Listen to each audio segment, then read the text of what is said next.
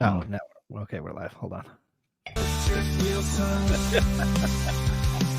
you dip me out? I think you dipped you out. What you talking about? I don't think you did, Jill. It's just a shake shit like a Jill means, like it's wholesale thing with the mid-teens. Taking money from the people to pay most Democrat broke, but that's okay. He's getting money, even better tax-free, loving all stimulus, the PPP.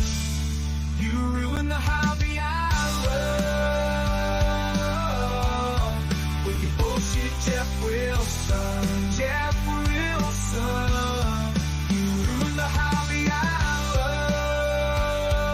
love with your bullshit, Jeff Wilson. Jeff Wilson.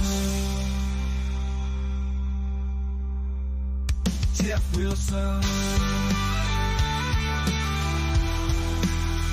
Jeff Wilson. Jeff Wilson.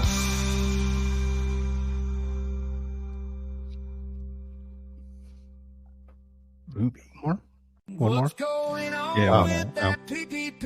You done a lot of talking, not a lot to see. Up in the millions like 2.3, but Geoff got it all, getting off scot-free.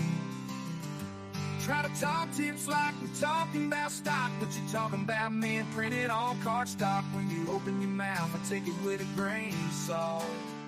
Cause the market's down and you're down, it's all your fault.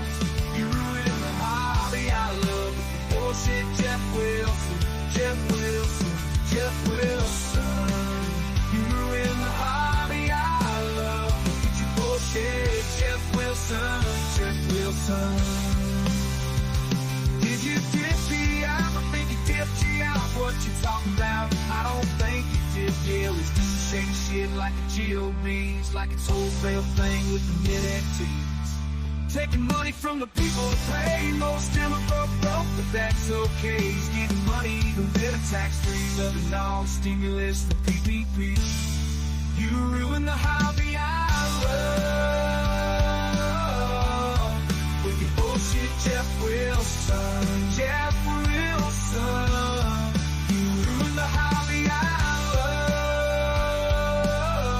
love with your bullshit, Jeff Wilson. Jeff Wilson. Jeff Wilson. Jeff Wilson. Jeff Wilson.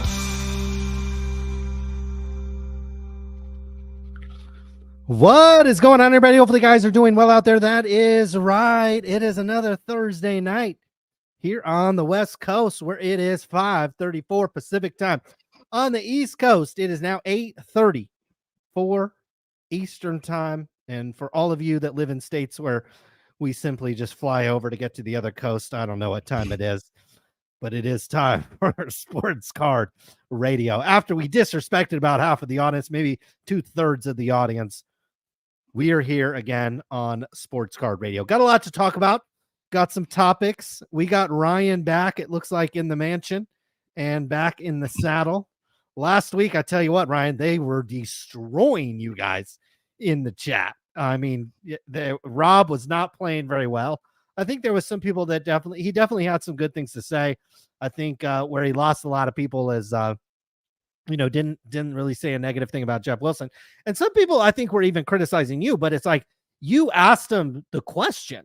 You know what I mean? Like, you can't ask a question and answer it. You know what I mean? And so, like, I think people need to realize, like, you asked him about Jeff Wilson. You asked him about Mojo. Maybe that was my bad. Softball would have been not asking him anything. Like, that would have been rough. So, but you did ask the questions. Rob did answers, and many people say Rob is still talking at this moment. Guy's a talker. That's for darn sure. Ryan, why don't you tell everybody what we got going on tonight?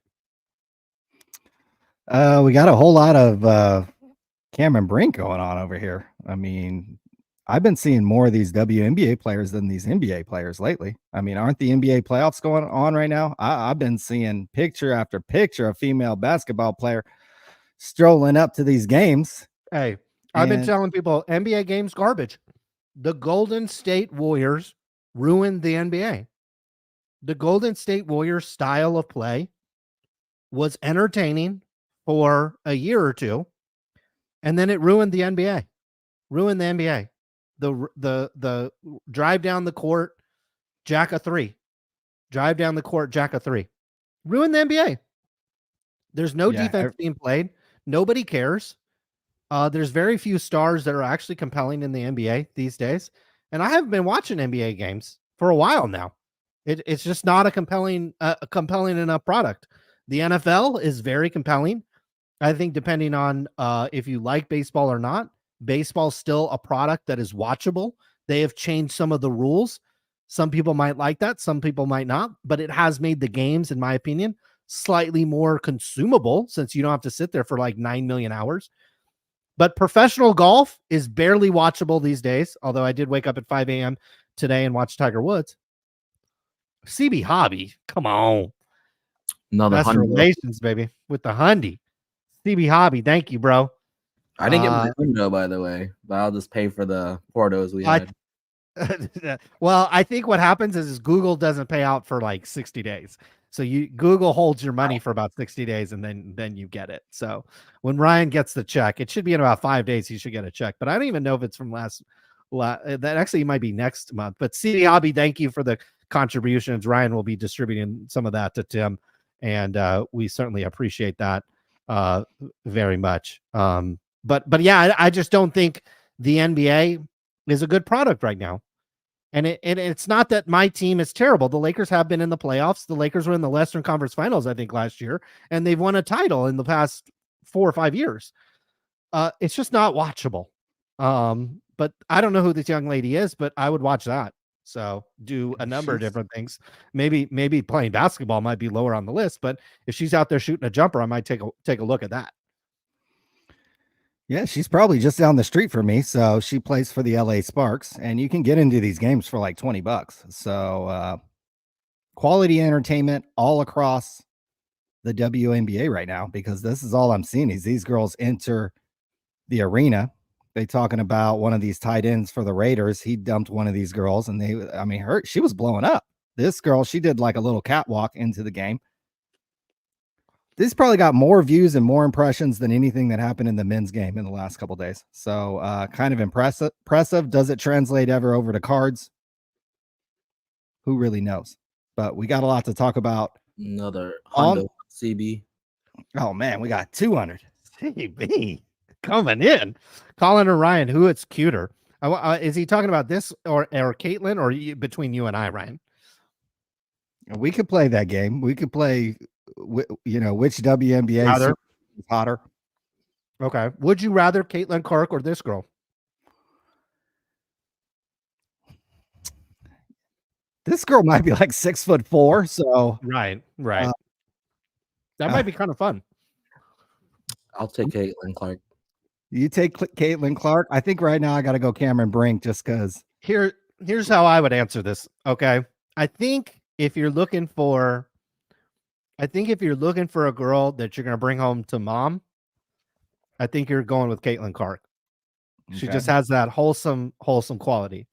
If you looking for a girl that you having fun with, I think it's this girl right here. Maybe so. I want to corrupt someone. She's already corrupt. I see. Wow. Coming in strong. Our girl went to Stanford, so I've heard her talk. Obviously she's very intelligent. I've heard her speak. She's no dummy. Oh, CB Hobby with another. We started the night hot, Ryan, with $300. CB Hobby must be very comfortable in his financial situation. He says, "Now we talking to Colin and Ryan." Well, I think it depends. Depends how much money I have in my bank account, probably at any given time. So I think once you get past a certain age, it's less what you look like and more, especially in America where it's all flex culture. So it's what you got in the bank and what you can show off, and you might be able to pull something. Otherwise, we're probably, neck and neck, bringing up the rear of the pack here in terms of good looking males. Although in the sports card hobby, we might be in the upper crust. That's possible. That's potentially possible. If I got on that Ozempic, I think I'd be pretty good looking. I need some of that. Well, if CB Hobby keeps donating, we could probably get a month supply of Ozempic. Ozempic? Okay, yeah. Let's roll with that. If CV Hobby keeps donating like that, we could probably pay a WNBA salary. There we go. That is also true. So these women are out here stealing the show. That's for damn sure. So Nothing wrong with that. ain't nothing wrong with that. So I'd rather look at pictures of women much more than anything else. And if it's not the Lakers, I'd probably rather watch women play basketball than men these days. Like you said, everybody's trying to be Steph Curry, and they shoot 30% from three instead of 40%. But we got a lot to talk about on today's show besides pictures of women. Cameron Brink and Caitlin Clark, and who's hotter. Topps is making a autograph card of somebody I'm extremely excited that they made a card of, because it might help me in the dating world. We'll get into that. You're going to a card show this weekend, tomorrow. True Sports Card Show, Sacramento Autograph Sports Expo, May 17th through the 19th, 3 p.m. tomorrow, 9 to 5 on the other days. We got D-Rob, Johnny Manziel, Frank Thomas. 3-day tickets are only, I think, $25 with the promo code Sports Card Radio, and you get a free autograph of John Taylor. Tell me about your game plan going into this 3-day sports card. Are you going to be sold out by 5 p.m. on Friday? Did you bring a lot of stuff? What's the game plan for setting up at this card show? Yeah, so heading to the True Sports Card Show. It looks like it's open at 3 p.m. tomorrow. I'm gonna have to leave pretty early. A couple of things I need to do before I go to the card show is actually book a hotel room. I don't have a hotel room at this time, unfortunately, and it's largely because there are no nice hotels in the city of Roseville. CB Hobby says I'm a 4 times better investment than Ryan, is what I heard. That CB Hobby, you heard exactly correct. Thank you very much. Yes, right. That's exactly. I am absolutely a 4 times better investment. I'm married and have children, and he has 1 Tesla. I have 2. Ryan has 0 Rolexes. I have a few more than that. So that is true. I think all of this is true. Thank you, CB Hobby. Your generosity, very much appreciated. Thank you so much. Really do appreciate it. So I'm going to go to this True Card Show. I don't have nothing. I've got a bunch of cards listed on eBay. I've got about 1,000 cards listed on eBay. A lot of it, Michael Jordan. A lot of it is just some random serial numbered cards. I'm not going to bring any of that because it's selling fast enough on eBay. I don't need to, drag it to this card show. I'm going to have some dime boxes, literal dime boxes where the cards are going to be 5 to 10 cents each. I don't know how that's going to play at a show like this. I think a lot of people are just going to pass over the table. Like most people at this show are going to have Pelican cases. They're going to be looking for something at least mid-tier to high-end. I don't think there's going to be a lot of play on the dime boxes. And even what's in my dime boxes is not going to be that particularly good. So I have a handful of Brock Purdy cards. Hopefully those sell. $5 to $6 each for some rookie cards of him that I have. But I just don't have a lot. I wanted to get supplies. I didn't do that. I wanted to get some other inventory. I just didn't do it. A part of it is just work related. Part of it was just, I've been so focused on eBay. I posted a video on the Clips channel yesterday or the day before where I kind of talked about eBay. I sold, I've sold probably in the last 2 weeks, probably 50 or 60 cards over there. It's obviously not a lot. There's eBay stores that are doing that, every hour, maybe every other day or so. But for me, it's a lot. There's a fair amount that I'm selling over there, and my focus is on eBay. If I would have planned it out a little bit, maybe I would have put some of this inventory aside for the show, could have brought some Michael Jordans there, but the stuff's selling on eBay, and I'm kind of just focused there and trying to build up a side business there. What I will be doing at the True Sports Card Show is just walking around. I'm gonna have dime boxes. So I don't need to be at my table. I can leave my table, and if somebody wants to walk off with the stuff, it's not going to be, I might even be happy. I don't have to lug it out of there. So I'm going to just walk around, be trying to talking to people, seeing what other people have. I'm going to be looking to buy when I'm there, and I'm going to be buying everything other than kind of the multi-$100 card. I'm going to be looking for that $20 card that's in good condition. I think I'm going to join the collectors club at PSA. I'm going to go to the dark side, Ryan, and I'm going to submit some cards. I was inspired by some YouTube videos that I've seen this week and the past week or so. Some of these guys, man, you get the right cards and you send them in. That's PSA certainly not perfect. And I'm not sitting here saying that, people are going to be like, oh, grading's a scam, this, that, and the other. I mean, the government's a fucking scam. Taxes are a scam. You know what I mean? Like you could say that. I mean, I live in California. Fucking Gavin Newsom is a scam.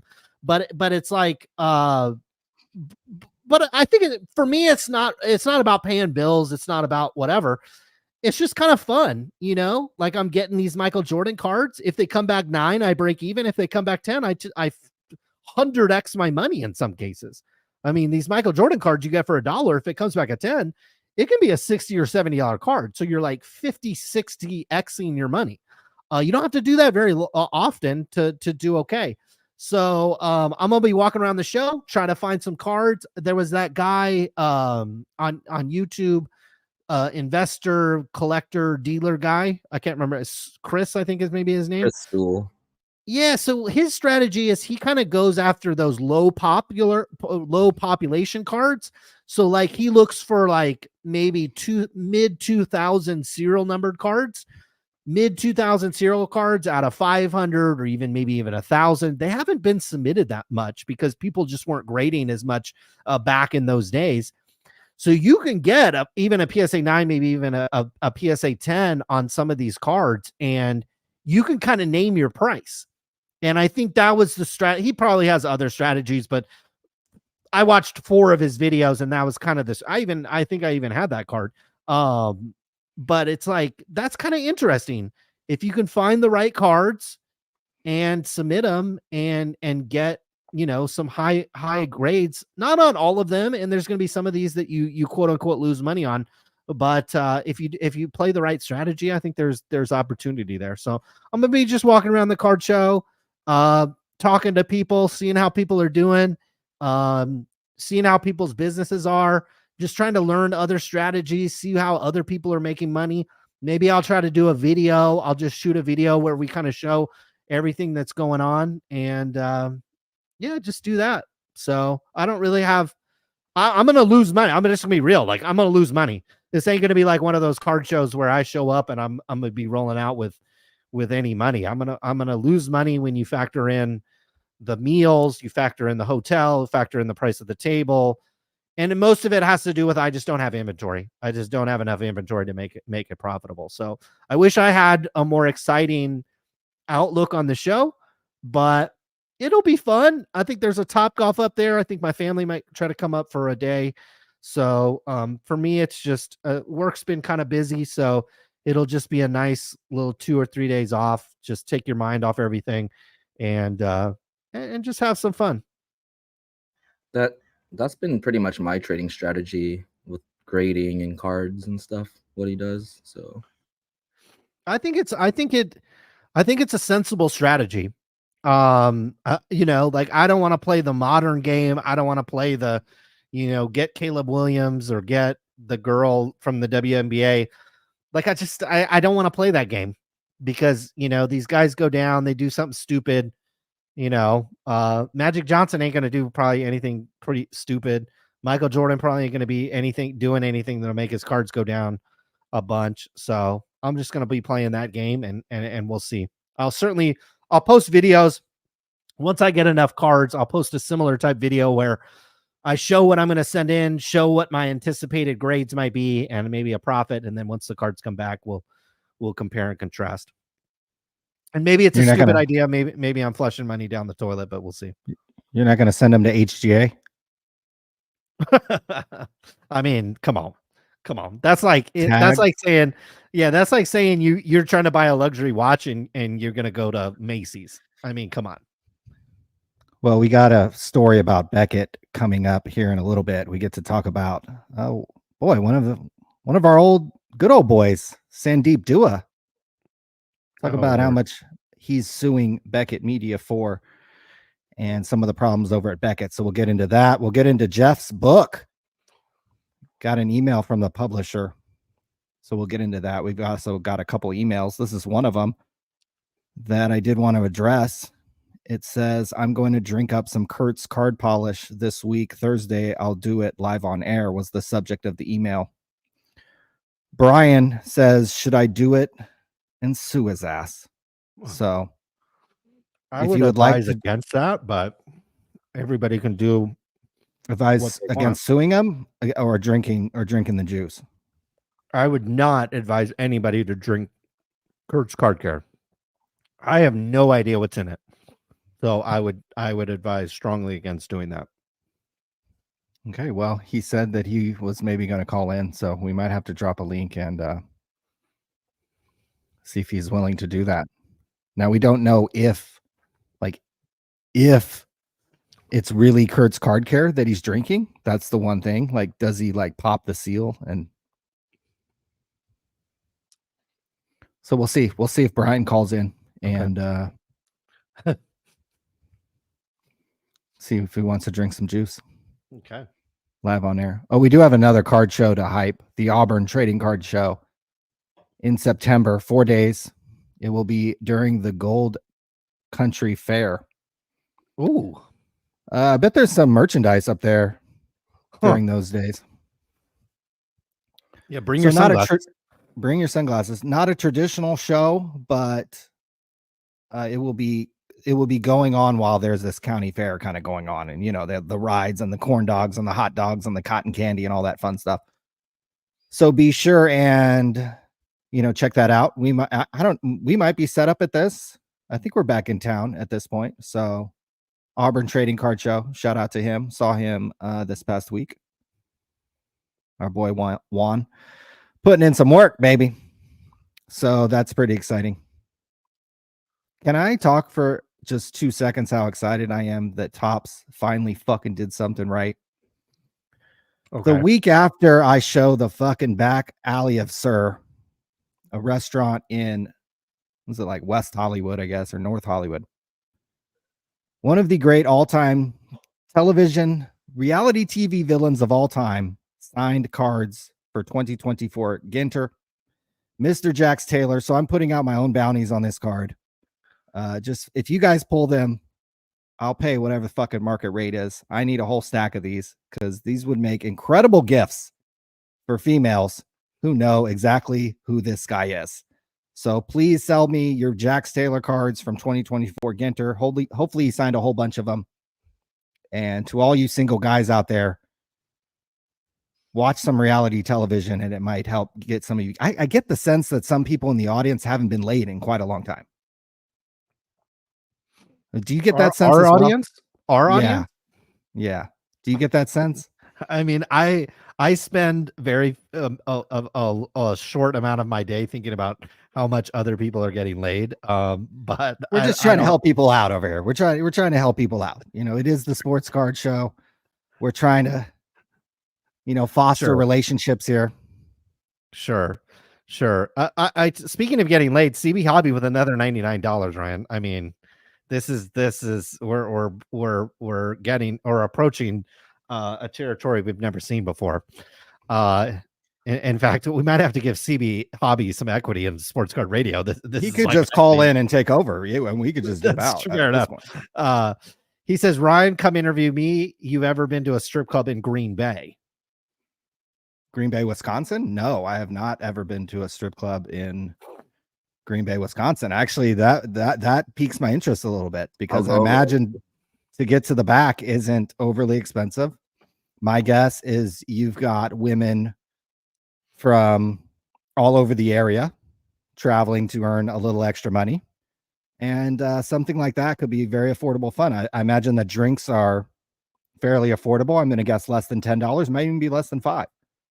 So for just a little bit of Skrilla, I imagine a strip club in Green Bay, Wisconsin would be quite fun. So, but I've never been there, so I can't say if it would or wouldn't, but just off the top of my head, that sounds actually like a good time. So we might have to do that. We might have to take this money from CB Hobby, get on a plane, and go to Green Bay, Wisconsin, and go to a strip club. So if anybody has any experience with the Green Bay strip clubs, please let us know, because now I'm peaked. Now I'm interested. Do we have a guest? We do. We got a and black the screen. the chat's going to be happy about this guest. Hold on, I have a The chat's- $450 offer on eBay. I got to figure out if it's profitable for me or not. Christine is in the house. Gentlemen, how are you? We're great. How are you? We're doing excellent. Can you let us know how you've been doing this week? Okay, I'll be getting my knee done soon. But other than that, keeping my spirits high. My volume's fine now. I turned my television off. You It was sound and look interfering. better. Pardon? You sound and look even better than you sound. So we're happy you're here. I don't know what to say to that. Thank you. I think welcome. both you gentlemen are equally good looking, Thank you. for the record. That We will take that. We're twins too, so we used to look exactly alike. So Both handsome men, so take it at that. appreciate it. Thank you. I tried to get a hold of Los Angeles Sports to ask him about the loaded boxes, and he blocked me on eBay. I didn't get a chance to talk to him about it. Now, Los Angeles Sports Card, was that the guy that dipped the Ellie De La Cruz? Was that the guy, Ryan? No, Or he was else? No, he somebody was else. the guy who sold me those sticker boxes, and they were tampered with. They were- Okay. He took all the rookies out and everything, and then like some had 3, some had 4, some had 5 stickers. So he just Sure. did what he wanted with them. Sure. And so wait a second. So you bought these on eBay from him? Yes, and he has the same boxes up for sale, for the record. And so then you contacted them on eBay about a purchase that you made from them on eBay, and then they just blocked you. Yes, Oh wow. That's very unprofessional. and the same boxes are up, the exact same ones. Wow. He never changed it, and he blocked is it this me. guy? Is it this guy? Does it say Los Angeles Sports? I can't see. Let me put my glasses on. Let me see if that's him. It's LA Breakers, actually. It's not Los No, Angeles Los Sports. Angeles Sports, written out Los Angeles Sports. Yeah, look him up. He's on there. I have to put cards, otherwise it's gonna spit out. Do you Laker want me to information. tell you what cards to look up? It's not this and guy, he'll is co- it? It's not LA Sports Cards. It's written out Los Angeles Sports, and he's selling the 88, 89 OPG stickers, hockey stickers.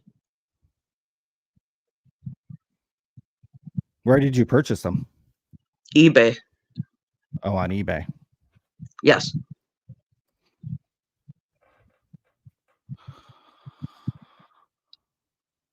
No, you're right, Rhonda. They are resealing them. And what happened when you contacted him? He just kind of blew you off? I told him I had a video of myself opening the packs, and I said, I'll send it to you. And he said, no need, just send the unopened packs back and give me a refund. So I tried to get a hold of him, and he blocked me. He blocked you. Wow. Yes. Did But you leave negative feedback on eBay since it happened on eBay? Did you leave negative feedback? I didn't leave any feedback. I'm not giving Oh, him okay. satisfaction, any feedback.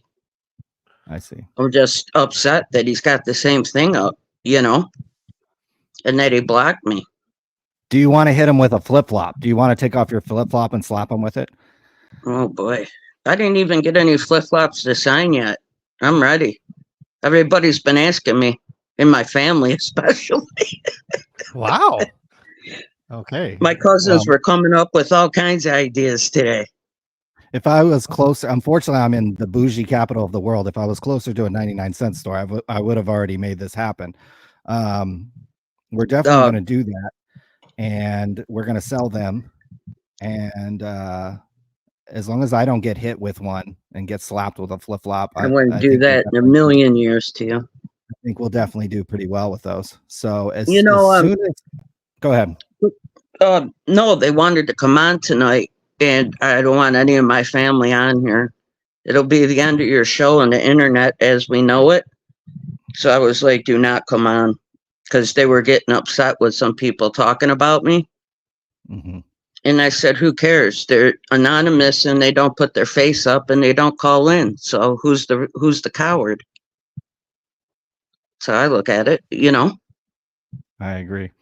What about I know everybody in the chat though, you do have a lot of fans and they're probably wondering about your dating life. I know we probably touched it on that either a week or two ago, but any updates on the dating life? What's well, it like? I'm going to tell you this.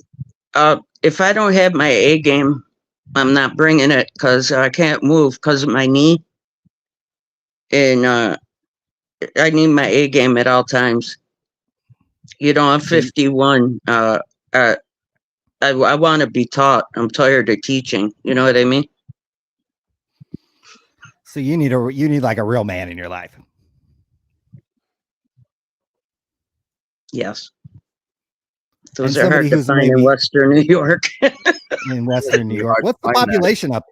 What's the population up in Western New York? Are we talking about hundreds of thousands, tens of thousands of people? Like, what's the dating pool? Niagara Falls has shrunk. There's probably 40,000 in Niagara Falls, and Buffalo's the second largest city in New York State, behind New York City. So Buffalo's better, but not by much. But how far away is that from you? How far away is Buffalo? 15 minutes. Oh, so that's not too bad. So if you met a guy in Buffalo, it could work out. Sure, why not? I like being single. I come and go as I please. I don't have to answer to anybody, and I could be with whomever I want. I enjoy it very much so. That's very interesting. Very, very interesting. I could tell some stories, but I'm not going to. But you ain't gonna find. When is the last hard? When's the last date you went on? When is the last date that you went on? Like couple years ago. Couple years ago. Oh, so it's been a while. Yeah, I've had surgery every 6 months in the last 2.5 years. So it's kind of hard, you know. So once I get my new knee, you know, I'm probably gonna make up for lost time if you want the truth. Wow, right. And how are you finding these men? Is it online apps? Or do you just go out? No, I'm not. No, I don't go online. How do we find these men? Card shows? Just go up to them. Just go up to them, start talking, introduce myself, or they come up to me. And what's the line, your go-to line? You just introduce yourself? Do you have like a line that you say? Do you compliment them? Like what's your kind of go-to thing? Yeah, I have a whole spiel, and it's a fake name. Oh, so you lie right from the start. So you get the relationship right off on the good start. Yeah, I mean, if it's a guy I just, you know, don't want to see the next day, then yes. But if it's somebody I'd like to see, then just tell them the truth, you know? Tell them the truth. But if it's kind of a one-night thing, you might make up a little story. And then what's the story? Like, what do you kind of make up? What just make up a name, or do you make up a story about yourself? Oh, yeah. I tell them my name's Jane Watkins. Okay. And that I'm a flight attendant, so I won't be in town long. Oh, there we go. So it makes it very obvious what's about to happen. I can't believe I'm talking about this. And then I just go from there. And do you go out locally in town? What are some of the spots locally that you hit up? Because I think these places are about to become quite popular. Buffalo. There's nothing here anymore. There's no money in Niagara Falls. Okay, It's so you go into the Buffalo. city. Chippewa, just place after place. Every place has like a nice place to eat, a bar, and a patio. So that's nice. And there's a lot of outdoor music and concerts during the year. So you meet a lot of guys that way also. What's the nicest thing a guy could do for you on a first date? You're on a first date with a guy. What's kind of like a green flag for you? Like, ooh, that man, I'm glad he did that. Like, what's something he Open could my really do? door, come to the door, and then open my door to the car. Okay, and I had this conversation with a girl recently. So when you're getting into the car, right, and you're going somewhere, he opens the car for you. But what about when you get out? Do you wait for him to He come needs to around open. Yeah, he needs to open the door. at all times? Yes, I think that's a gentleman. That's a real man. A real man. So you're looking for somebody to open the door not only upon entry but upon exit as well. I learned that was very key. I thought you would find that funny, Tim, but I'm just talking like a nice guy. That's all. Do you know how hard it is to find a nice guy? It's probably difficult past a certain age to find quality single men because they would have red flags all over them if they're, single at whatever, past 40, past 50 and available. Do you find Yeah, that? but I'm 51 and single and I don't have red flags. I'm a good person. Are you looking for younger men, older men? Like what are you? I think it would depend. If you're looking to have a good time, maybe like 30s, early 40s. I don't play the double standard game because guys could go out with women any age. And when a woman says she wants to be a man at, a younger guy, maybe that she gets crap for it. But I don't believe in double standards. Would you ever want to settle down and get married or have some kind of like serious relationship? Oh, yes. But I'm old fashioned. I believe the man should work and the woman should stay home and do everything. Okay, so something very traditional. I guess you could say traditional. Just the man could go to work, and I'll take care of the home and everything else. Take care of him, everything. I believe that. And he's got to open the doors as well. If he's a good guy, yes. I mean, I don't know too many men who do that anymore, but I know some have. I mean, I'm a great cook. I know sports, movies, music. I'm always quoting lines from stuff. I'm highly intelligent, and I like to have a good time. I mean, I'm a great person. I'm just picky, if you want the truth. All my cousins are married. See, I'm an only child, so all my cousins are married, and they told me to stay single, and I really took that to heart. So you've never been married at all? No, I don't believe in marriage. Never married. Okay, wow. I don't believe in it. You don't. So have you ever had like a long-term thing? Yes, of course. I'm 51, Christ's sake. Hey, I was not a hermit. Maybe you're just going out and being the flight attendant every night. There ain't no judgment there if you're doing that. I wish I could, but my knee, I can't move up my knee. We're getting that fixed. I can't get on your knees. Yeah, we got to get that knee fixed. We got to get that. I heard that, by the way. Woman's got to do what she's got to do. What can I say? I got one more. I got one more relationship question for you. So, these are crazy tonight. Go ahead. If you have a guy over at your house, you said you were a good cook, and you kind of want to take care of the home when the man's over at work and providing, and then he comes home, he takes his shoes off. What's your go-to meal for the guy in your life? Like, what are you cooking for that man, that special man in your life? Yeah, what you cooking for me, Christine? Chicken fettuccine. Ooh, sign me up. I'll be there in 4.5 hours. I make the sauce homemade and everything. Grilled the chicken breast and then mix it up with mushrooms, sauteed mushrooms. Chat's asking how you hurt your knees. How did you hurt your knees, Christine? I got in a horrific car accident. So bad car accident. So yeah, so it was not Yes. anything related to dating, but we're getting those fixed. Let me We're getting tell those you things something. If I got it hurt dating, I would tell everybody because that'd be a hell of a night. But unfortunately, no. Unfortunately, just a car accident. So Better heal Oh up. yeah. Unfortunately, just 14 surgeries later. Wow. But it is what it is. I'll be better this time around next year. I'll be 100%. My knee will be in great shape, and I'll be killing it. I could work out again. I'm not used to not being active, so it's kind of a change for me. I would have flew out to California by now if I could. I'd have been having a good old time out there, but yeah. I just can't do much right now, and it's very hard, to be honest with you. That's why I'm grateful for the show and you guys having me on. I do appreciate it. We're very I'm grateful for sweating. you. I'm sweating right now because I didn't know I was going to be grilled like this about my dating life.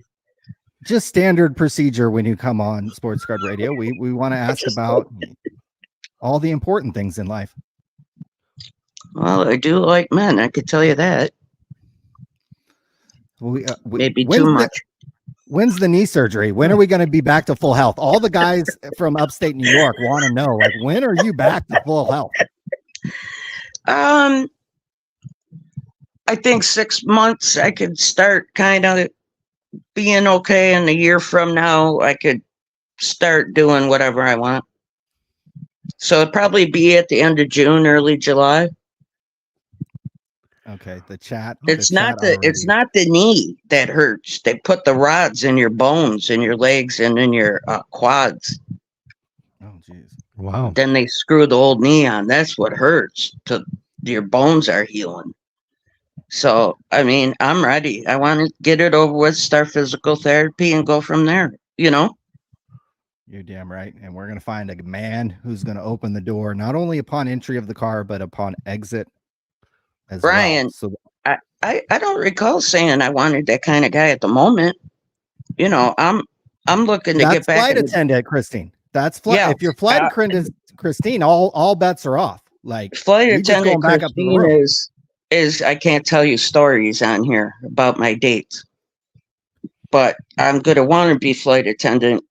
Jane Whitcop. That's my fake name, Jane Whitcop, and I'm 42 and I'm a flight attendant. That's my good night out. So I think that's what I'm going to start with when I'm all 100% better. Hey, let's be honest. We're all adults here, Right. Yeah. You don't want to jump into anything serious. Like, come on. Yeah. You want to be the flight attendant for at least. I want to have a good time, just like single men do. There's nothing wrong with that. I totally agree. I totally agree. I mean, I'm old enough to know that, in the morning, goodbye. Go on with my day. Oh, you don't kick them out before because you could them out maybe at like 2 a.m. It depends. It depends. If they're allowed to sleep over. I see. It depends. Yeah, it depends on a few factors. But for the most part, I really don't. Whatever. It is what it is. I'm a grown woman. I do what I want. I'm single. I enjoy it, and I apologize to no one for it. I won't do that.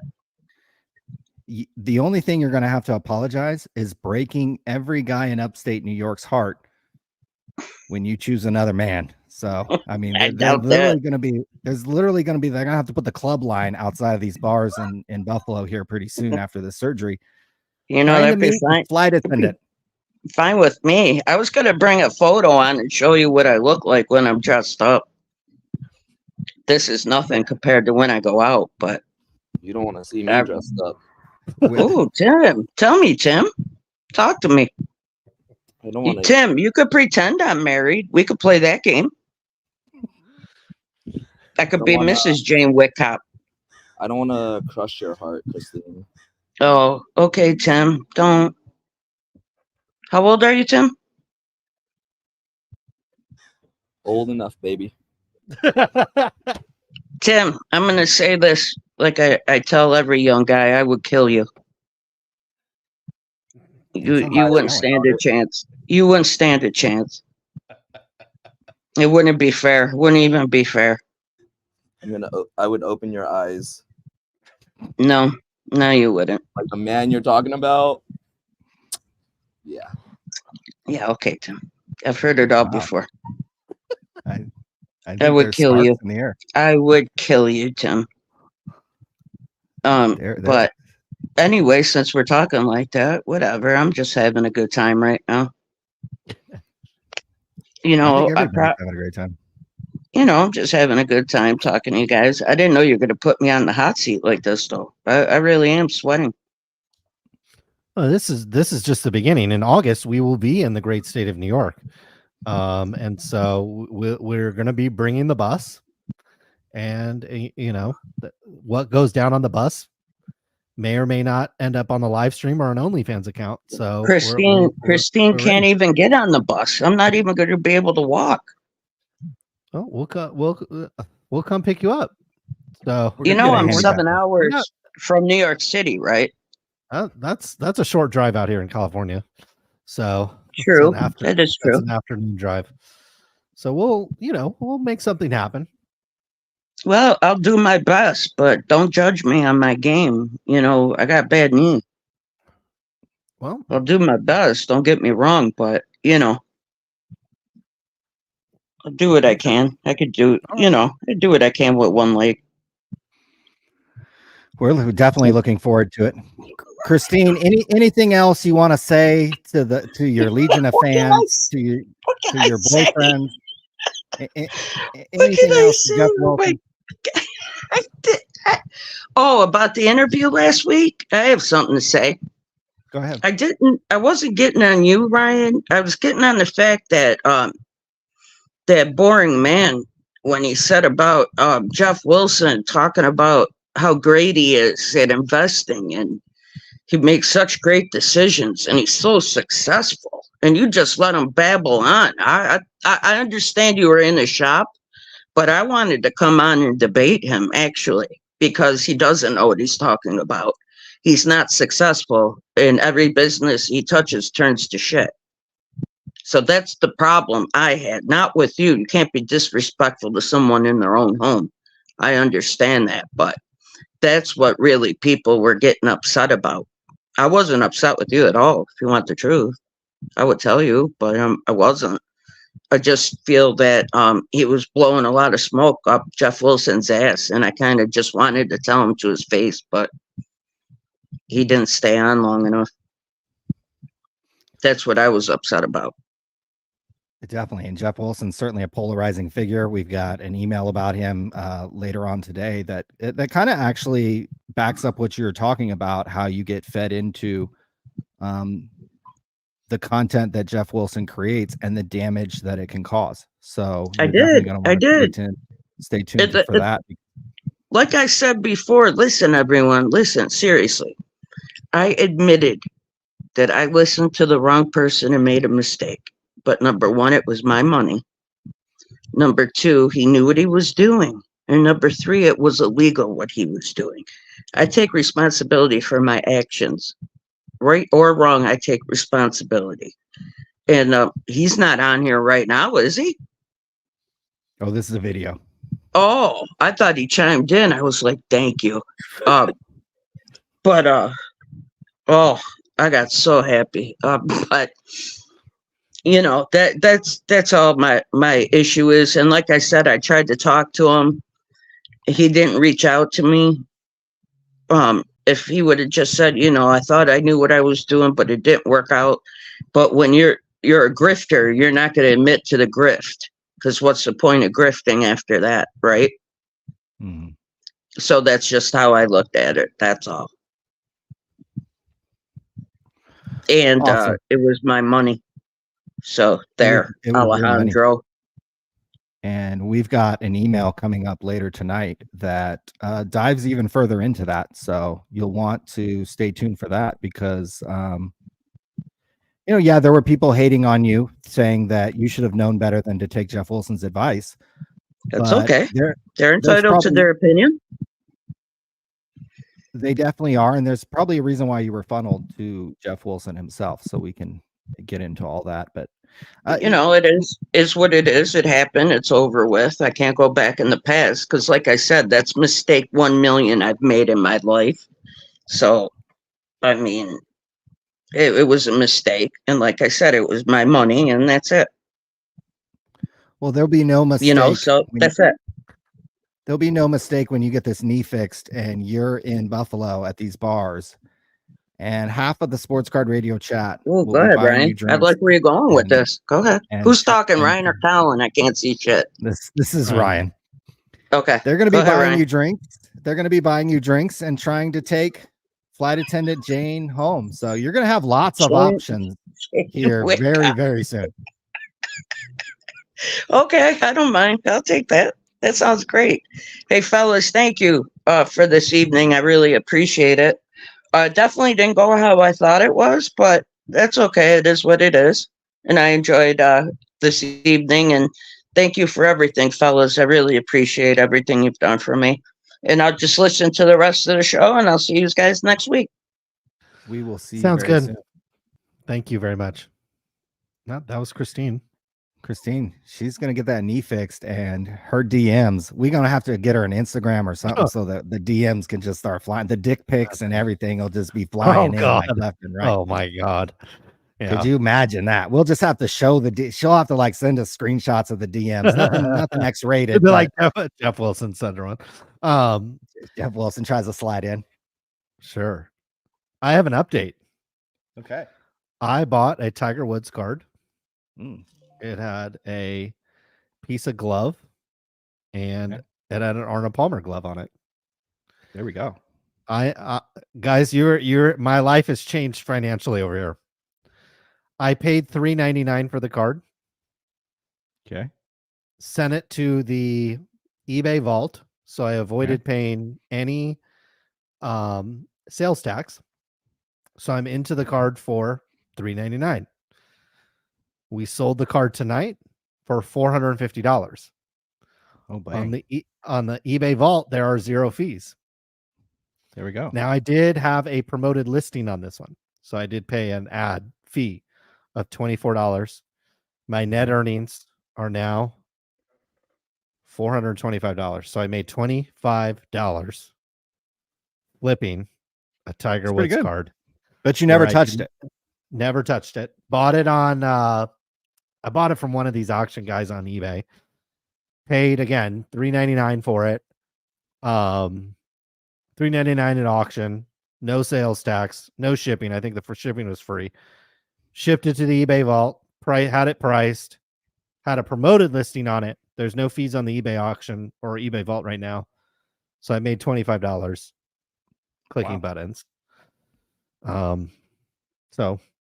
But what it does puts $425 in my pocket. I can go buy some more Michael Jordan cards and buy some other stuff to sell. So some cash flow, if you will. Cash flow positive. Okay. Yeah, That's very exciting. Yeah. Might pay for the hotel in Roseville this week. So, although I was not excited about the choices, let's just say. So I'm thinking of maybe staying in Sacramento, but I haven't decided yet. And driving in. Yeah. Yeah. Just because you can actually find a 5-star hotel in the city of Sacramento. But I don't know. We'll see. Yeah, look at you just being bougie and stuff. I love it. I mean, I just don't like staying at Best Westerns or whatever. I'm not really a Best Western kind of guy. I'm going to be rolling it like I literally have. I mean, I probably will not wear my watch, but I'll have a Louis duffel and a Louis backpack. You can't really roll into a Best Western with like $9,000 of Louis luggage. Strapped up. Okay. Right. Interesting. That's very exciting. I just got an offer. I might be able to stay at somebody's house. Now, this could make it profitable. This could very much make it profitable. If you got free rent, it would make it. He's serious. I'm down.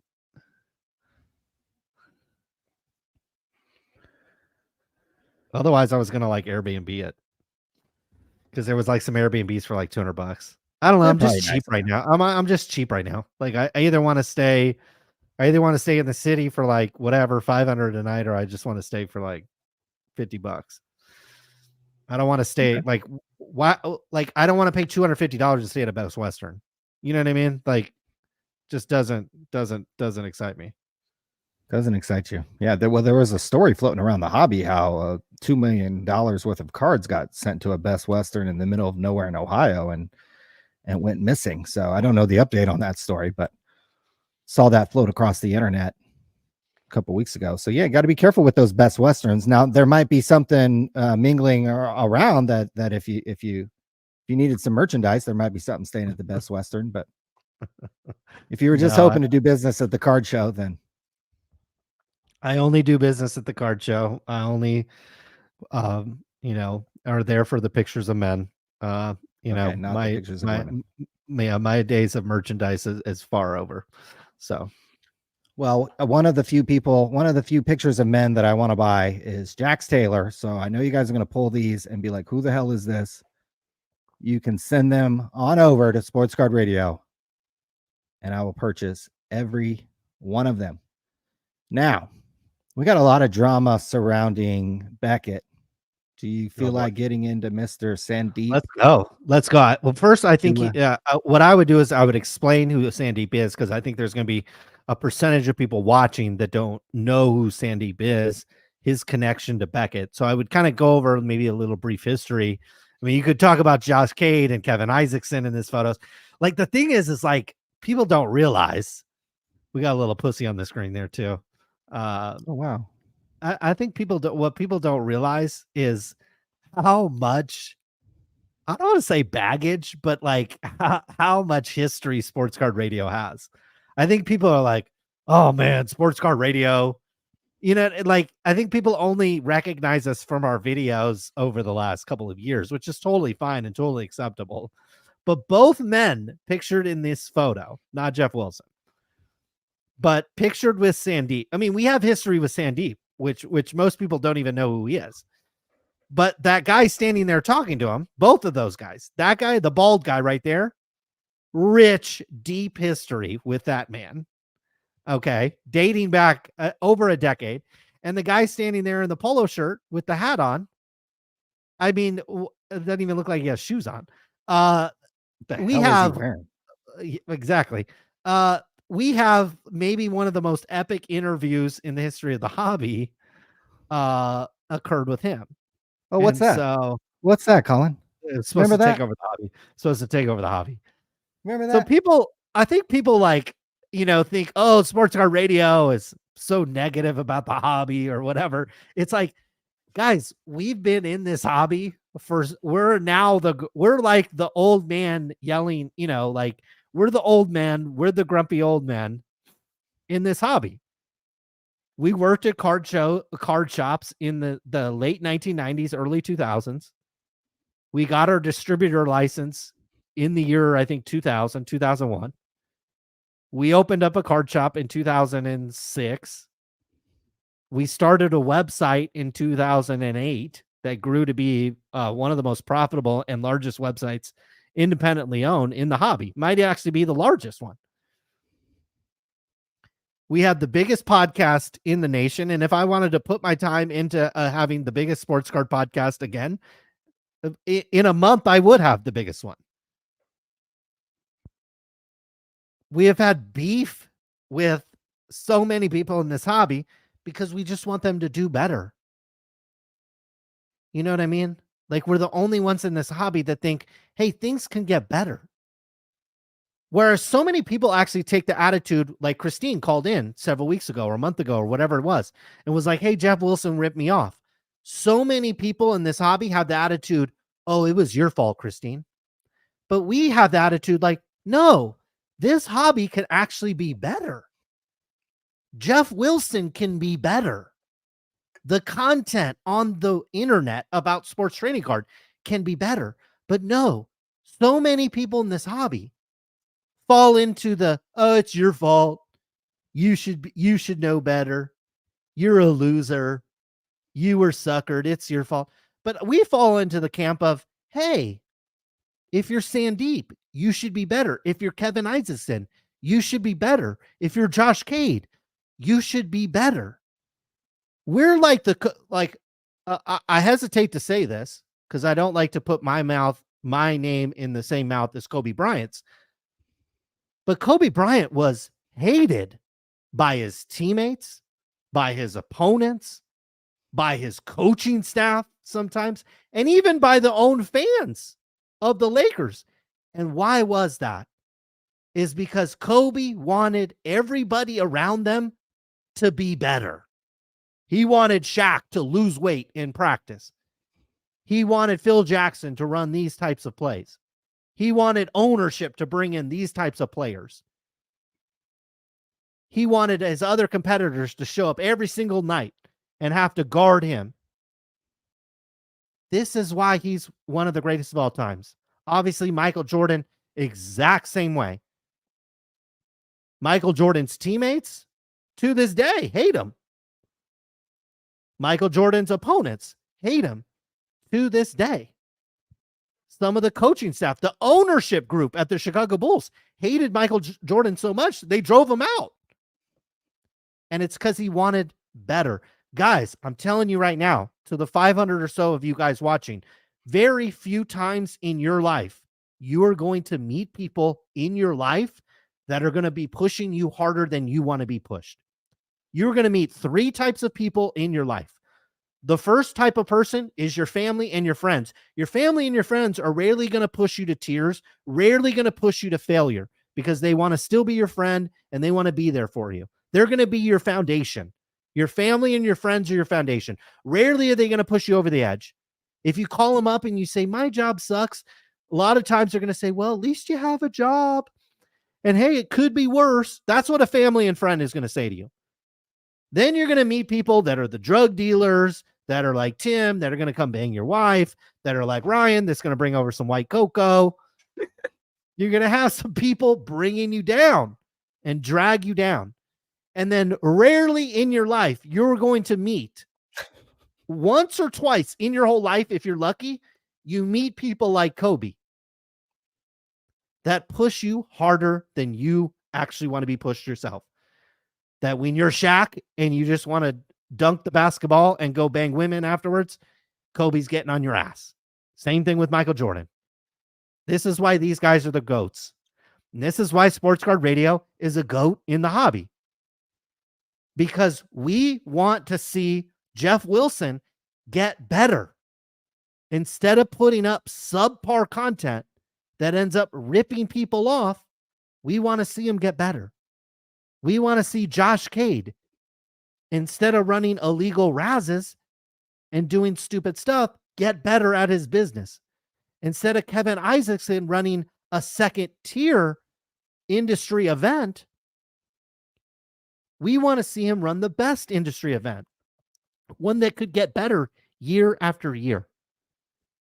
Rarely in your life, folks, you're going to meet people in your life that actually push you to that. And when you do find those people, and when you do recognize those people in your life, you should actually take a step back and actually appreciate it. Because so many people are like Mario Alejandro on Twitter, where he's like, oh, well, it's your fault. If you watch Jeff Wilson and you bought his shit, you're dumb. That's how most people are in life. Failures, losers. On a scale of 1 to 10, they're about a 5. They're average. They're not Kobe. They're not Michael Jordan. They're not. Few times in your life, Michael Jordan and Kobe Bryant are going to come into your life, and if you stiff arm them out of the way, it's your fault and you're fucking stupid. And time again, we've looked across this hobby and said, hey, Tops, you should do better. Hey, Jeff Wilson, you should do better. Hey, influencer XYZ, you should do better. Hey, Mark's Cards, Card Collector 2, Mojo Sports, you could do better. You could do it better. You could be better than you are. And then most people just sit back and say, oh, no, it's your fault. So be a fucking man. Recognize goddamn greatness. I know CB Hobby did tonight. He popped over like $500 because this guy recognizes greatness. This guy knows what he's seeing. It's like watching Kobe and Jordan in its prime combined. Ryan, let's get on with Sandeep. This is a talk. I've given this talk before. It's like usually to like 7th and 8th graders. And after I'm done, they kind of sit there and they're like, minus like the swearing and all that. But Ryan, why don't you tell everybody about Sandeep and tell everybody about why he's now suing Beckett. Sandeep Dua was the CEO of Beckett Media and their grading services before Geoff Wilson told you guys to get back into the hobby. These are some pictures that I took at the National, and as you can see, the overflow crowd here in Cleveland, of him chatting with actually now CEO of Beckett, Kevin Isaacson, the bald fat guy, and then these two clowns who were running. This is back, goddamn, when's this video? 2014. So this is like 10 years ago in Cleveland. Card World TV was trying to be the Whatnot, the Breakers TV, the Fanatics Live. Obviously, they were about 10 years too early, and this thing never came to fruition. They were trying to get Beckett to either buy them or get on board and get Beckett to have a streaming service. Again, this is 10 years ago before Geoff Wilson, and Backyard Breaks was even out of diapers. We were never impressed with Kevin Isaacson. We were never impressed with Sandeep Dua. We were never impressed with Josh Cade.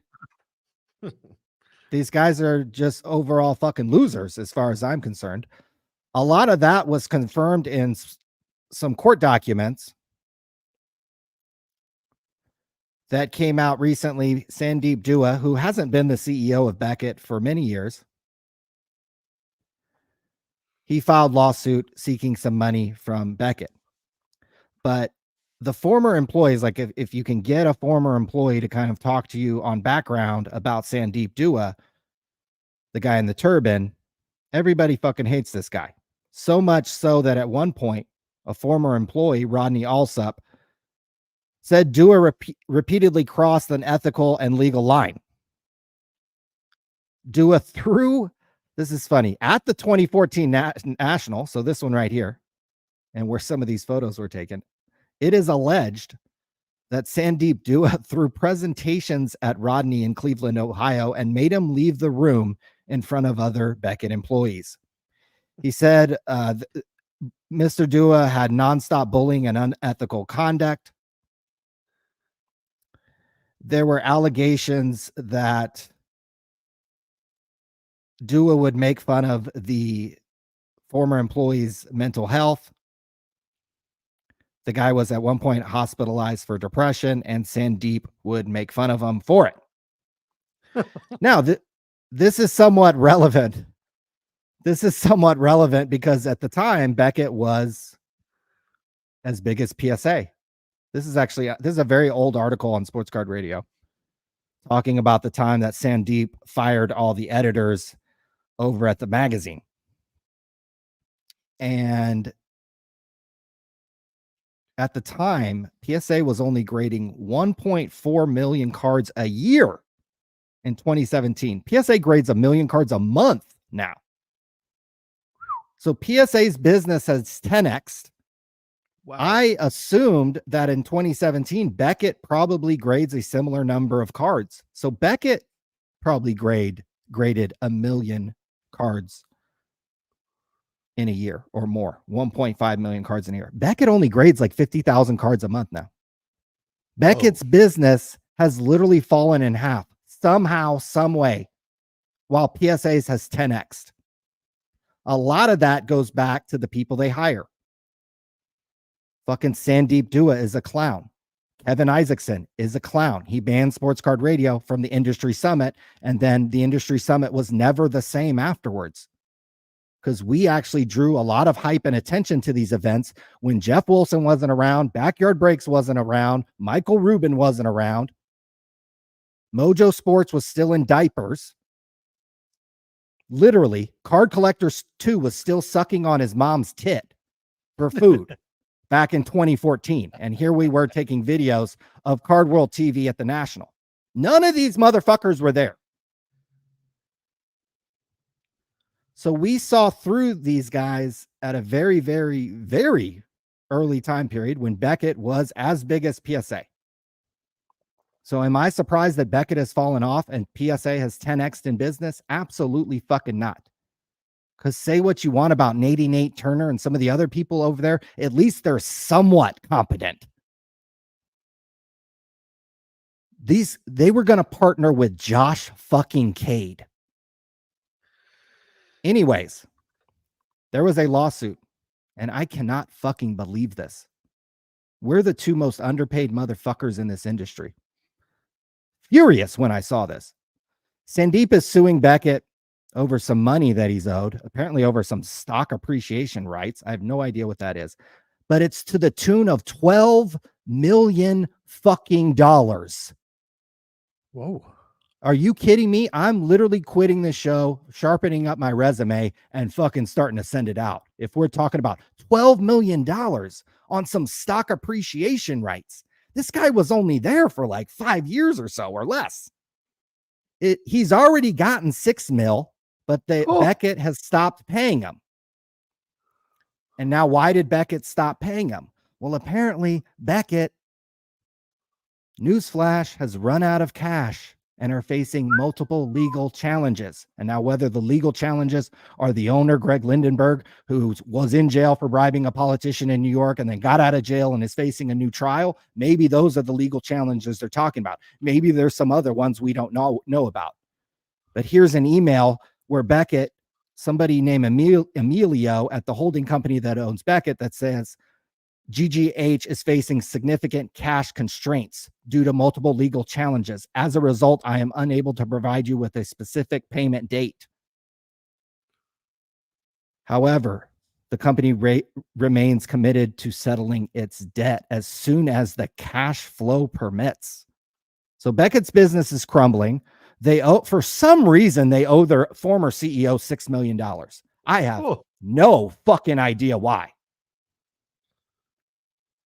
This is the only thing that's going to get me charged up because I'm like, fuck this shit. How the fuck did this guy get $12 million to run a company into the ground?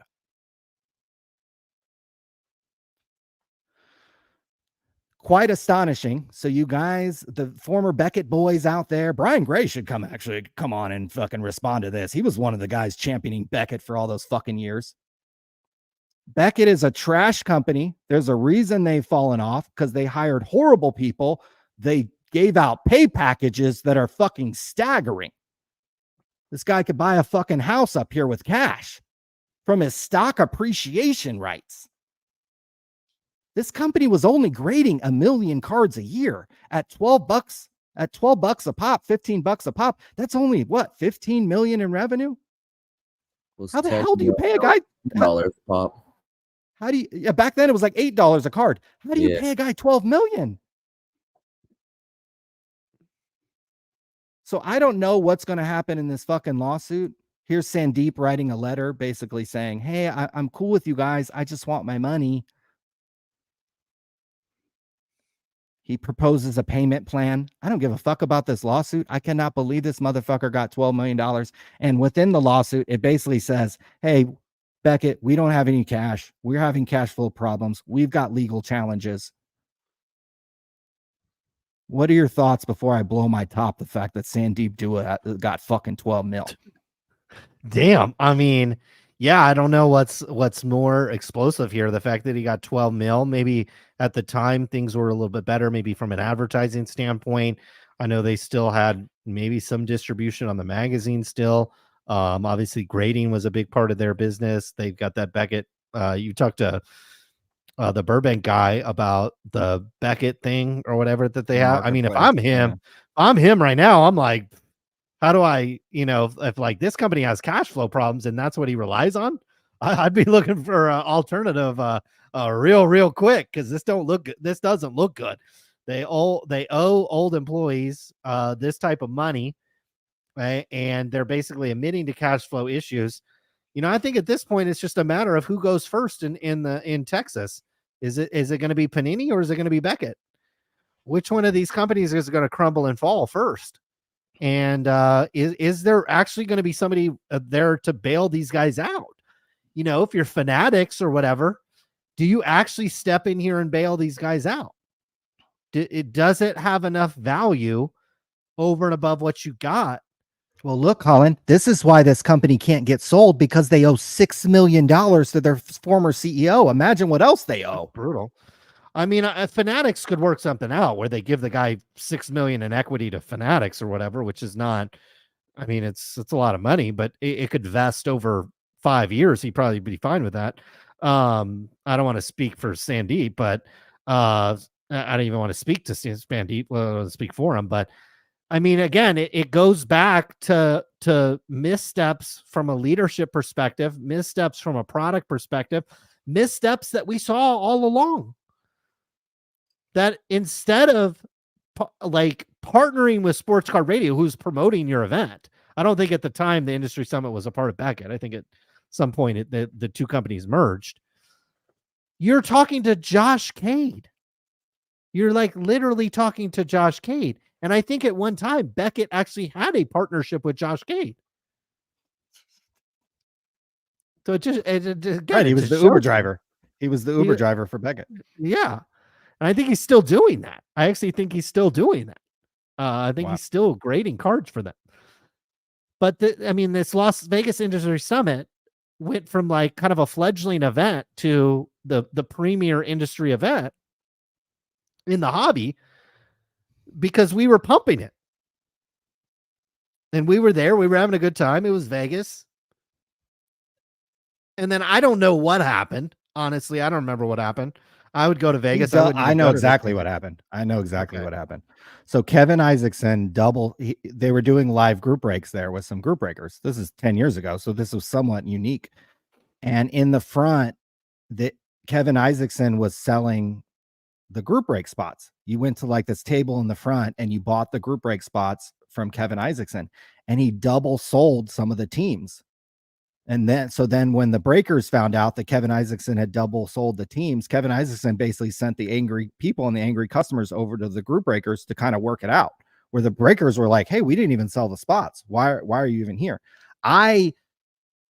I voiced some of that frustration on social media. And like most people in this industry, you can't say a bad word about anybody or you're not invited to their events. And that's basically what it was. Kevin Isaacson double sold some group breaks from some breakers I respect and like. I went on to Twitter, and this is 10 years ago, but again, when Card Collector 2 was sucking on his mom's tit for food. And I was like, hey, this is bullshit. Kevin Isaacson's the one that should be dealing with this. He's the one that double sold the break. He pulled me into their room at the Orleans and confronted me about my tweets. And I looked him dead in the face and I said, Kevin, I'm going to go home and watch baseball. I don't give a shit about any of this. And he said, I don't give a shit about any of this either. And I said, then why are we here? And so I walked out, and then the next year we were banned. So that's how it went down. So he was mad about our tweets on social media. And that led to us being banned from the event. Which we are still banned from to this day, because I think we tried to register for an event. It was a couple of years ago. I think it was right when Fanatics either was rumored or already taken over Tops or one of those. And I think we were going to go to San Diego, or maybe we were just going to go to Vegas. I can't remember. But we ended up going to San Diego. And Ryan, do you regret going to San Diego? That was quite a fun time. It was snowing in San Diego somehow in the summertime. So that was a lot more than snow going on. A lot of traffic. Let's just say there was a lot of traffic in San Diego that week. There you go. So is that the drama with Beckett? I can't believe he got $12 million. So this is the only, whatever happens, this company's fucking a worthless piece of shit. And if they had a face of the company, they could still have fanboys. They could still have influencers be like, well, it's only $23 or $15 a card. Why aren't you guys using Beckett? This is a company, though, that really squandered things during COVID. Beckett had as many fanboys as PSA, as many fanboys as Fanatics, as many fanboys as any big influencer you could name. The Might have Beckett had boy. more. Might have had More. more because it was the modern guy that was like the vintage guy was into PSA. And so it was kind of like the old guy that was into Right. PSA. Whereas the modern kind of new hip guy, the guy doing breaks or whatever, they were into Beckett. And so like if Card Collector 2 was pimping cards when he was sucking on his mom's tit, he would have been pimping Beckett all day long. Because this is where you sent your modern shit. Obviously that has changed, drastically. And this company, again, primarily through lack of leadership, has completely fumbled a huge opportunity to remain relevant in this hobby. And my guess is we'll be sitting here a year from now talking about probably either the sale of the company to somebody or the complete demise of it. They're having cash flow issues, so that can't be good. This is a company that should be on the Mount Rushmore of sports card brands, and it's not anymore. It's a complete afterthought. It's a third or fourth tier grading company, when at one point, again, depending on what kind of cards you graded, was number one and had as many fanboys as anybody. And now you just blink your eyes and it's gone. And they have nobody to blame but themselves, because here am I taking pictures. There's a reason why I took my camera out 10 years ago and took pictures of these guys, because I wanted everybody to see this is who runs this fucking company. This fucker in a turban, this overweight guy who pulled me into a room in the Orleans and told me he didn't give a shit about cards.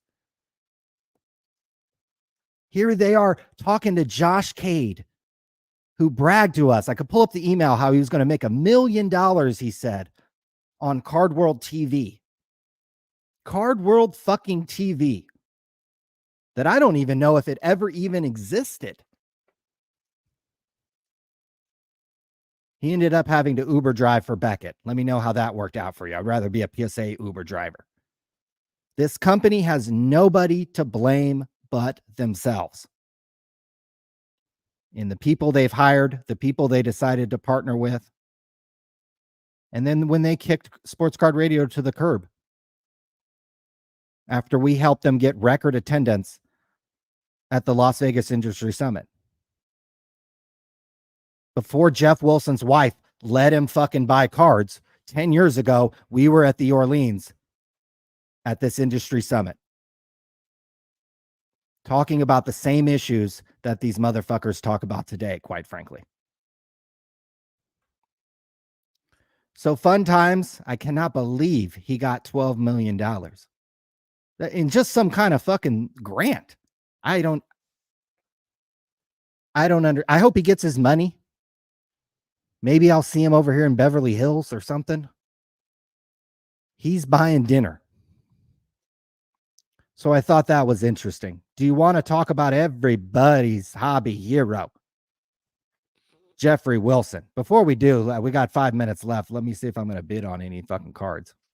I like these large lots of cards because I've done pretty well buying some of these huge lots and obviously chopping these cards out, either at shows or whatever. Jackie Robinson autograph for under $1,000.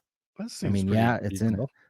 These yearbooks probably cost $50 back in the day. So I don't know. I don't know what this is worth, but it's an early signature of Jackie Robinson in a yearbook.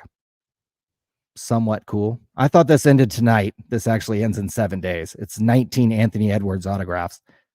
And I was like, this has got to be worth probably going $1,000. to go for more than that. OJ Simpson's Visa credit card that expired in 2019 ends in 4 minutes, $184. Hey, you know what would be dope? It's like an OJ credit card that expired like when the month and the year he killed his wife or whatever. That would be. I mean, now we're talking huge premium for that. Well, I think the story is so he kills his wife, breaks the glass or whatever. He goes in the Bronco, gets driven to the airport in the limo, and then he's going to a sports card show at the fucking Rosemont Convention Center in Chicago, and that's where apparently he ditched the knife. That's where people think, because back in those days, this is before 9/11, you could literally walk in on the plane with a bomb and nobody would know. And so the theory is he brought all the bloody shit to Chicago for the card show and ditched it in Chicago. So there's some kind of, when you're walking around the National and the Rosemont Convention area, some of the old timers are like, hey, keep an eye out for the other bloody glove and the knife that OJ ditched after he killed Nicole. So definitely a sports card angle to basically everything that's ever happened in the history of the universe. So OJ Simpson, I here's would his just credit call it card. OJ glove memorabilia. Right, Oh. a single glove, a The single glove. glove don't fit. You must have quit, baby. Yeah. Be innocent. As if the cop uses the N-word, then you've got to quit. I guess that's the way that trial worked All out. right. But before we All right. get banned on YouTube, let's look at this Kareem Abdul. Speaking of civil rights, this Kareem Abdul-Jabbar autograph, $354. I mean, what is that? Just a giant? That was a giant. It says Ruby, but I don't know. That's like the. Okay, I wanted to just talk briefly about this card. Hey, if Fanatics could learn anything, you could take the upper deck model. Look, Larry Fitzgerald was a great player, but this card's the 150 and it's at $842. I think he doesn't sign much. There He you doesn't go. sign very much, yeah. There you go. If Fanatics wants to take a cue from anything, make really nice cards. Don't make these guys sign an over an abundance of cards, especially their rookie year. And you could have, here we are, oh my God, 20 years later. Damn, this guy's old. 20 years later, and his card is worth $842. Now, he had a great career, great player, probably one of the better receivers of all time in the NFL, but $900 for his autograph? Not too bad. I don't know how many receivers playing today in 20 years, their autograph is going to be worth $900. I mean, we might be talking about one or less. The over and under in that might be 0.5 with how much these guys dilute the value of their signature. They sign and sign and sign and sign and sign and sign and sign. And it just makes their shit worth nothing. But I thought that was an interesting card. One that obviously doesn't pop up a lot. And one that obviously a lot of people are after. 29 bids, got a minute left, $842. Our girl, Caitlin Clark, 1 of 1. She had 10 turnovers in her debut. To the sharp-eared listeners of Sports Card Radio, I talked about how when she got to the WNBA, she was going to struggle because she's just actually not a very good dribbler. She actually doesn't make very good decisions when the defense blitzes her, for example. She's obviously an amazing shooter, can get her shot up as quickly as really anybody I've ever seen, almost man or woman. Especially for a woman, she just gets her shot up amazingly well. But she doesn't have a whole lot of other strengths to her game. And I know that's not a popular thing to say because everybody wants to be on the Caitlin Clark bandwagon, but 10 turnovers, this girl's going to have a rough time in the WNBA for at least a little while until she's got to become a better ball handler with both hands. And when they blitz her on defense with 2 people, she makes horrible decisions. So, but She's already setting records in the WNBA. She's already setting records, but she can come over any time, and I'll say nice things about her. What else? Mike, well, I got to get her through Tim first. I guess Tim's going to be banging it out. And before we talk about Jeff Wilson, Tim, we need an update on your situation. You are prolifically banging women all over Hermosa Beach, whether they're married or entangled or not. Do you have any stories from the week of being the resident bang bus champion of Sports Card Radio? Been talking to a Ukrainian lady. Okay. So is she a refugee from the war? Am I allowed to say that? Or can I even say that? I think you can, but maybe not a refugee, but okay. Her family is actually. Interesting. She just texted me, let me shower first. And wow. Yeah, is this woman married? Is she married? Is she single? What's her deal? She's single. Wow. Okay. And about the age range of this woman, what's the age range we talking about? Like early to mid 30s. I'm not even sure, honestly. Okay. Or early 30s, maybe. Wow. And then what's the plan? She's going to shower and you're headed right over, or how does that work in the world of Tim? We're about to go get some dinner, and yeah, we've been hanging for a bit last few days. Oh, so this isn't a first time thing. So something's going to consummate tonight. I don't know, but I'm definitely working. It's worth the I don't normally wait this long, I but see. she's worth waiting. Wow. Okay. Personality wise, or is she fun to hang out with, or are we just trying to flight attend her right to bed? She's into markets. She's a day trader. Oh wow. Well, Jesus, if things go well here, we might have to get her the Ukrainian goddess on the show at some point. Maybe you might have to convince her to do that. I would definitely bring her on.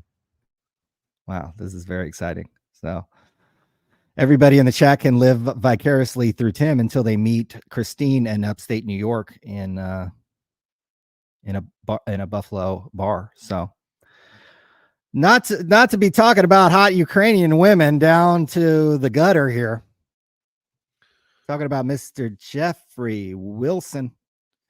A lot of you guys know that he came out with a book recently called Sports Card Collecting and Investing for Dummies. For some reason, it has a 12-year, probably like a 9-year-old kid on the front, but maybe he's got his Robinhood app already downloaded. These kids these days are hustlers. Anyways, when this book came out, I remember I mentioned on the show, I was like, where the fuck is our book? Like, Geoff, wake the fuck up. This is how you promote a book. You send it out even before it comes out, and you either get people to talk shit on it because then they'd buy it, or we say nice things about it and people would buy it. Either way, you get bad press on a book, it sells. If you get good press on a book, and it sells. So you send out the book. That never happened. I questioned that decision. Well, into our inbox just yesterday or the day before, whenever this came out, this guy knows your name. The email says, "Hey, Colin." So he took some time to research us. He did. He says, "My name is Brandon Shack, and I work for Wiley, and it's the company that published the For Dummies series." And he says he manages their social media accounts and often do outreach like this surrounding new books. And he says, like we didn't know, we're excited to announce our new book, Sports Card Collecting and Investing for Dummy, from the esteemed hobby hero Jeff Wilson, a sports card investor, Ben Burrows, and Tyler Nethercott. I think that's Teapot. I'm reaching out today because we wanted to send you a free copy of the book to read and review.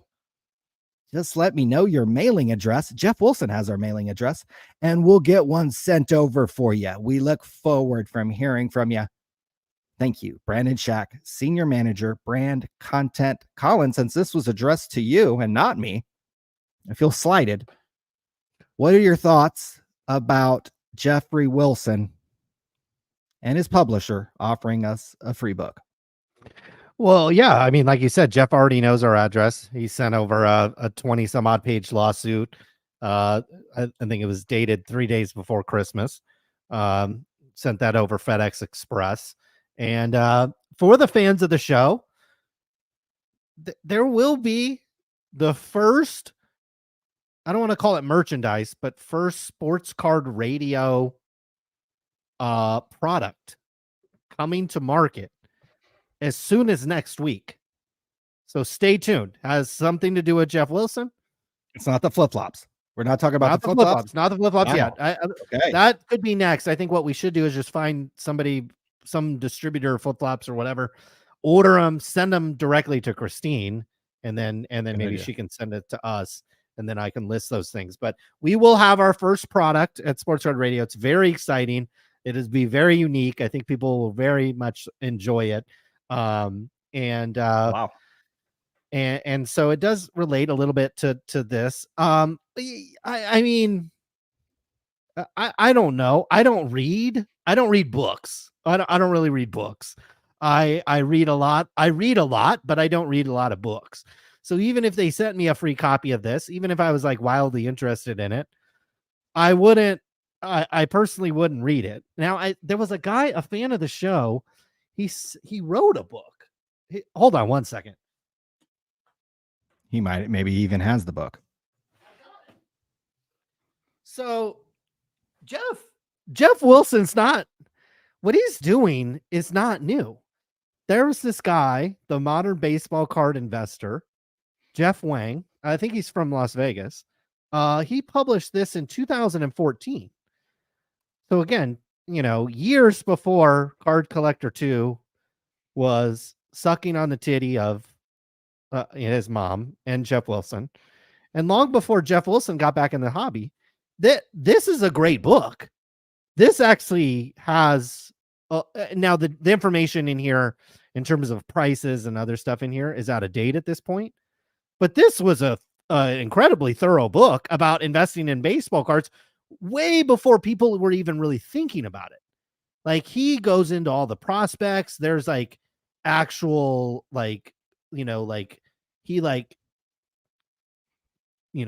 tracked the values, talked about grading. There's like different pictures and stuff like this. This is when everybody sent their cards to Beckett, especially modern cards. Like, these books have been written before. And again, Jeff Wilson, another Jeff wrote this book. Jeff Wilson, probably doesn't know this book exists. Never bought it, never read it. And we've seen excerpts from Jeff's book where there's a section on hobby drama. There's like how you should avoid, people that are drama or whatever in the hobby. Like, people aren't old enough in this hobby to figure this out for themselves. They need to be told.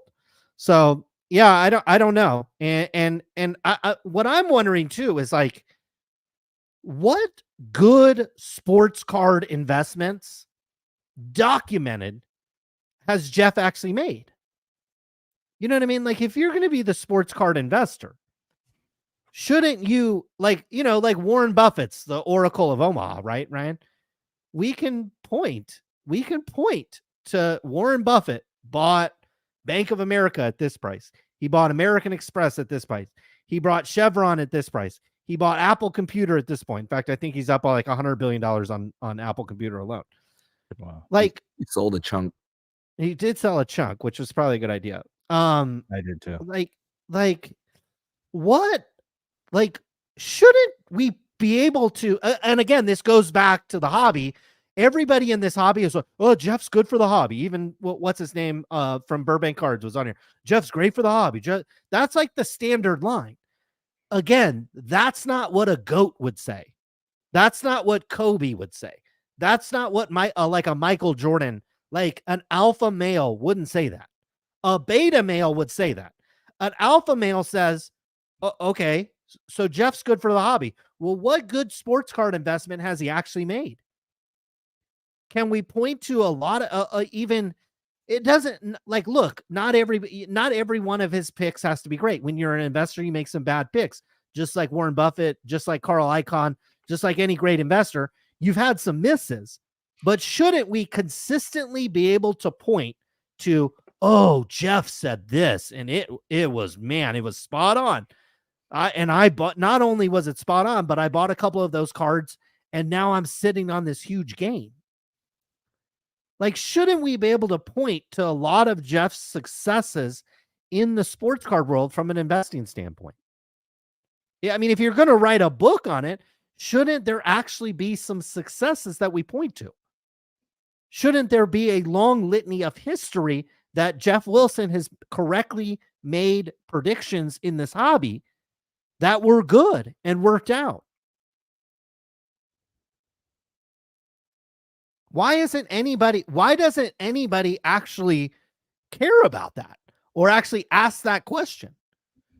Because what we're going to see, Ryan, over the next month is this Brandon Shack or Sack, whatever his name is. Everybody that gets this email is going to be like, oh, yay, here's my address.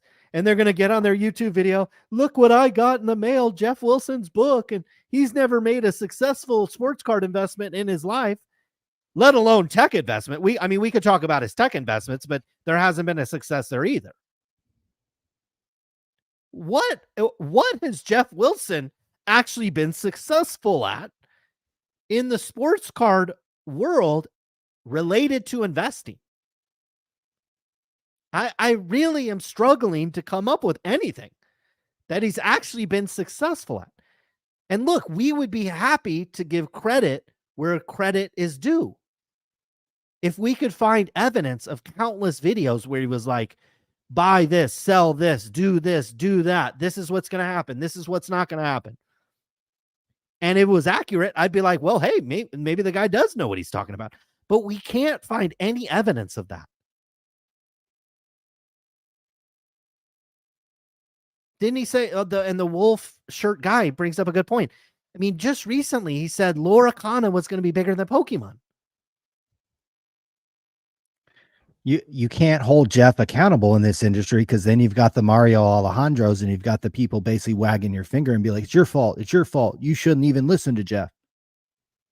And they let Geoff prance around, call himself the sports card investor, let him write books, let him become the face of the industry. We got an email that kind of touches on this very, very topic and why it's dangerous to let this happen.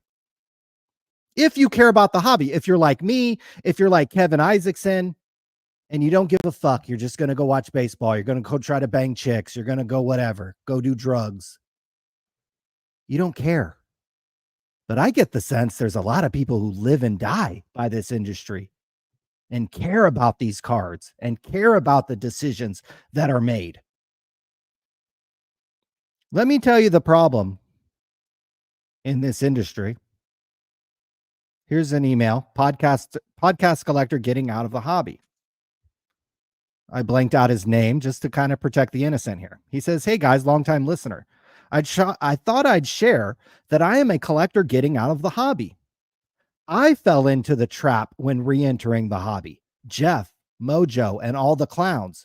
You mentioned in your last episode that many people were affected by these influencers. Something I'd be willing to come on and talk about is how this happens. Algorithms send us new collector to these channels. Let me repeat that. New collectors are being sent to these channels. New collectors have no idea who or what channels to be watching. Thought I would share this, as I wasn't sure if you had touched on this. I would also like to discuss pop counts and get an answer from somebody in the hobby. I'm willing to address a real issue we have. And he goes in and talks to his kids, so I cut off the email a little bit. But he makes a very good point. People want new collectors into this hobby. Fanatics wants to 10x the business. How are you going to do that with new people? And guess what they do when they type into YouTube sports cards? Guess who comes up? Jeffrey Wilson, Mojo, Card Collector 2, Roth Cards. And they don't know any better. It's easy for Mario Alejandro to sit back and say, you should have known better. Some of the people in the chat, you should have known better. But what if you're new? Jeff Wilson presents himself very well. Well-dressed white guy, gets in front of a camera. Everybody's going to believe him. You guys do that to politicians all the fucking time. Well-dressed white man speaks well. Everybody's just going to, oh, can I suck your dick today, Jeff Wilson?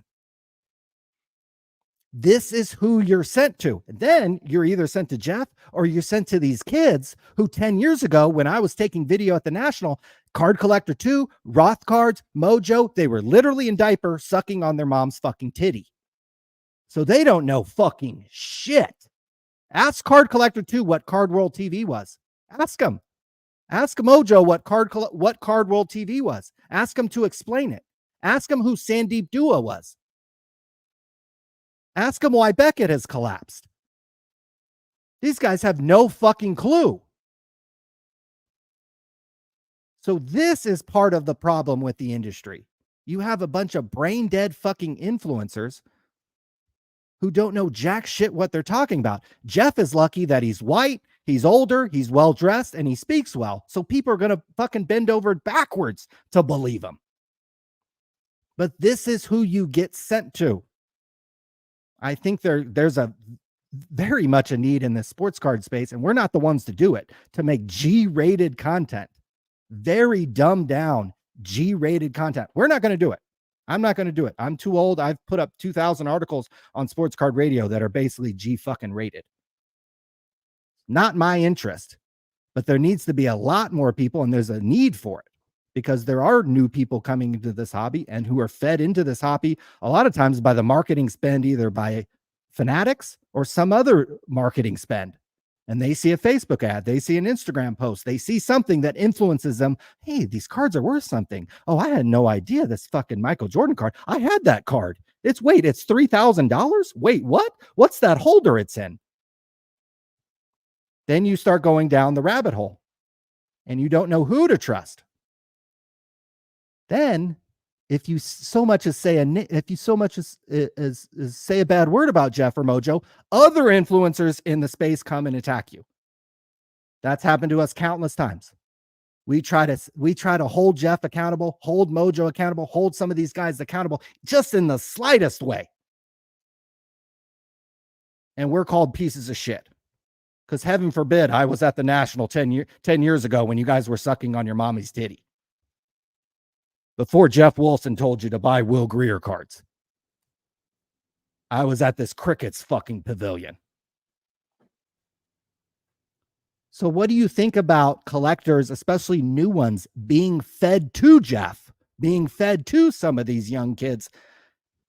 Should those new collectors know better?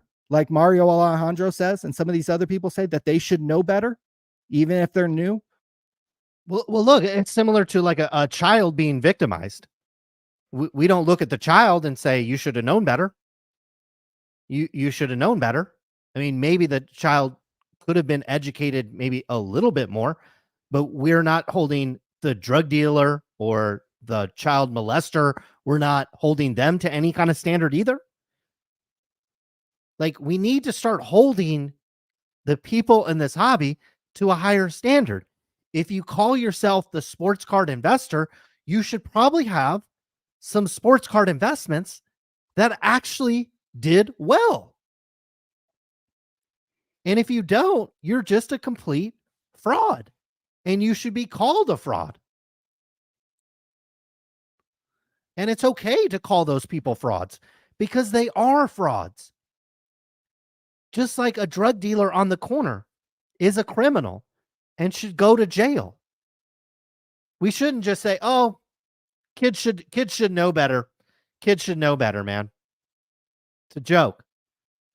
We should hold people in this hobby to a higher standard. Otherwise, the hobby ain't going to grow. It's going to continue to go through its boom and bust cycles where people come in, they get ripped off, they have a bad experience, and they leave. And the crusty old men stick around, and the grifters will stick around. And that's what we'll be left with in this hobby. And we'll have a lot of people like Mr. Williams here that come in and get a bad experience. There's nothing wrong with holding people to a higher standard. But I think there's so many people in this hobby that want a free book from Geoff, that want a free retweet from Geoff, that want to maybe go work for Geoff one day, that want Geoff to invest in one of their companies one day, that want to go to Cards HQ. They just want a like on Instagram. It's not even that deep. A like, or have him to follow Instagram. you. There's a lot of people that's what they want. They don't actually want somebody held to a higher standard. They don't look at somebody who calls himself a sports card investor, but can't point to a single significant sports card investment that they've ever made in their life. And I'm just here trying to hold people and hold the industry to a higher standard, because I think that's where it could go. If you actually had mature, intelligent people in this hobby, it would actually grow. It would actually grow. And some people call this drama. No, trying to hold people to a standard that you think they should be at is not drama. That's not drama. He calls himself the sports card investor. Right. The fuck we not supposed to analyze his sports card investments? Exactly. And he's writing a book on sports card investing. So I think it's fair to say, it's fair to criticize, and fair to ask the question, Like, does this guy actually know how to collect and invest in sports cards? Because so far, I have seen zero evidence that he actually does. And now he's writing books about this. It's a tragedy. This is why I continue to see company after company continue to fail in this industry. Despite the success the industry has had, you continue to see companies like Beckett, continue to see companies like Panini, Cardboard Connection. Where's that? I mean, are they still posting, or is that completely gone now? I heard the website was for sale, but it's like, it's too late. Yeah, you should have sold 3 years ago. Should have sold it during COVID. Last update, April 30th. I mean, yeah. Last update before that, March 15th. So yeah, this site is dead. I've posted more articles this month than him. Wow. And gotten paid for them. So yeah, this site is dead. Another thing we could have predicted. I mean, we could go back to old podcast episodes and be like, oh yeah, when Mike Smith got busted for not 1, not 2, not 3, not 4, not 5, it was actually 10 felonies. The writing was on the wall for this website.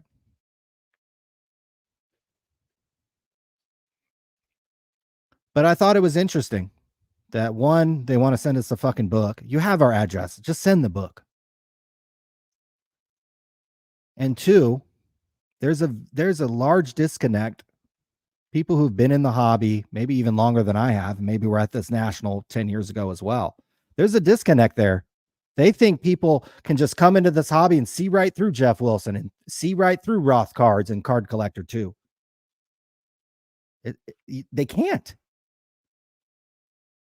They get fed into these guys' content through algorithms because there's not any quality G-rated content walking through people through collecting sports cards. Fanatics should create the content. Somebody with a large stake in this industry should sponsor the content. And what has happened with Geoff Wilson's videos, I mean, these, like I said, if you're ever down and out, maybe your drug dealer's supply ran out, go over to the Sports Card Investor channel, click on the video, sort by oldest first, and this is like a better than any Netflix comedy series of all time. This will put the Tom Brady roast to shame. The amount of comedy you can have watching Geoff Wilson basically learning in real time or trying to learn in real time. This is why there needs to be G-rated content. Again, we're not going to make it. Modern Sports Card Investing 101. People would think that's not going to get any views. This has 382,000 views in 4 years. G-rated, stupid fucking content is much needed in this industry because you still get funneled to Geoff Wilson. What makes cards go up in value? I don't even have to watch this and know this is full of shit. Jeff's going to probably talk about the playoffs. And when the guy does well, his card's going to go up. In the off season, it does this. And in the preseason, it does this. This is who you are introduced to in the hobby.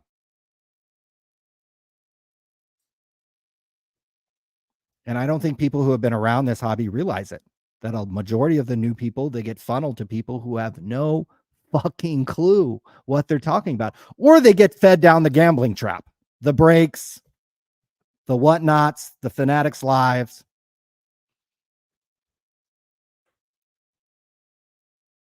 You get into the gambling funnel and you think that is the way you're supposed to acquire cards.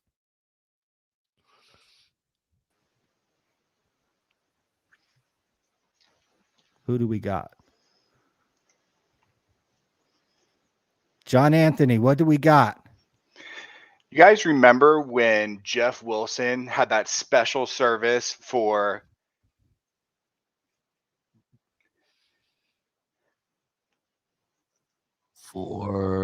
Special service for what?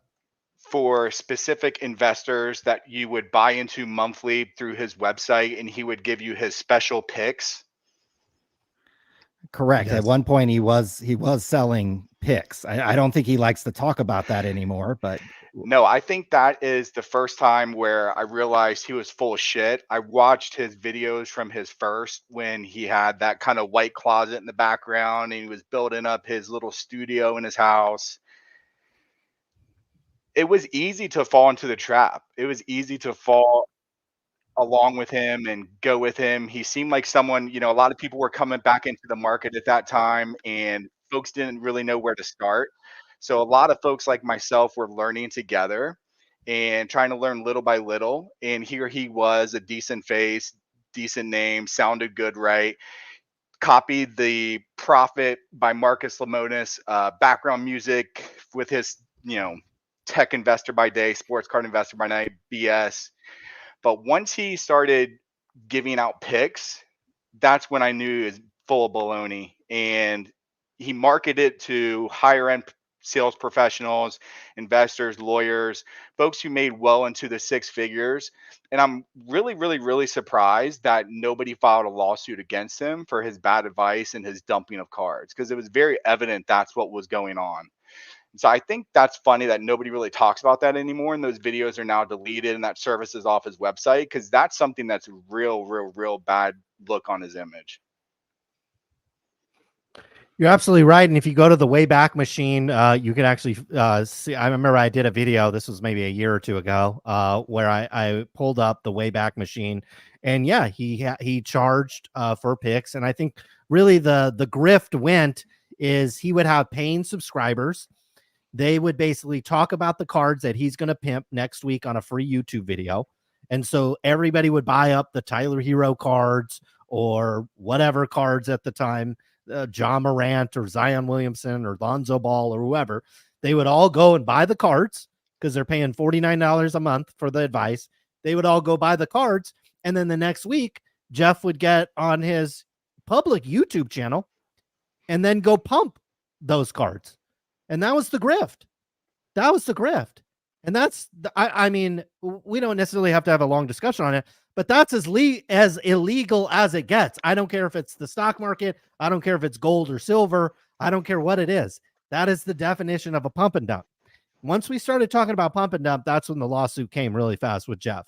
I think the PPP loan stuff was one thing, but when we started really going in on the pump and dump, that's when he actually has several pages in the lawsuit about the pump and dump accusation. But it's right there. It's right there on his website. You can go to the Wayback Machine and you can see the history of his website. That's never going to go away. And it actually said right there on the menu bar, like, card picks. And when you click on it, it was a paid service. And it was a service for the good old boy club that would pay $49 or whatever it cost. And you got access to the picks. Everybody would go and buy up the cards. And then a week later, Geoff would post a public video pumping the stuff that he pumped to his private group the week before. I mean, I know people under investigation by the DOJ right now for doing this in the stock market. Like, this is as illegal as it gets. Like, if you even think about doing this in the financial world, you are going to likely get fined and maybe go to jail. So this guy's a fraud in every sense of the word, a complete and utter fraud. The And worst he's part never about it is invested. I realized this in my 30s. I was smart enough to catch on in my mid to late 30s when the market was coming back.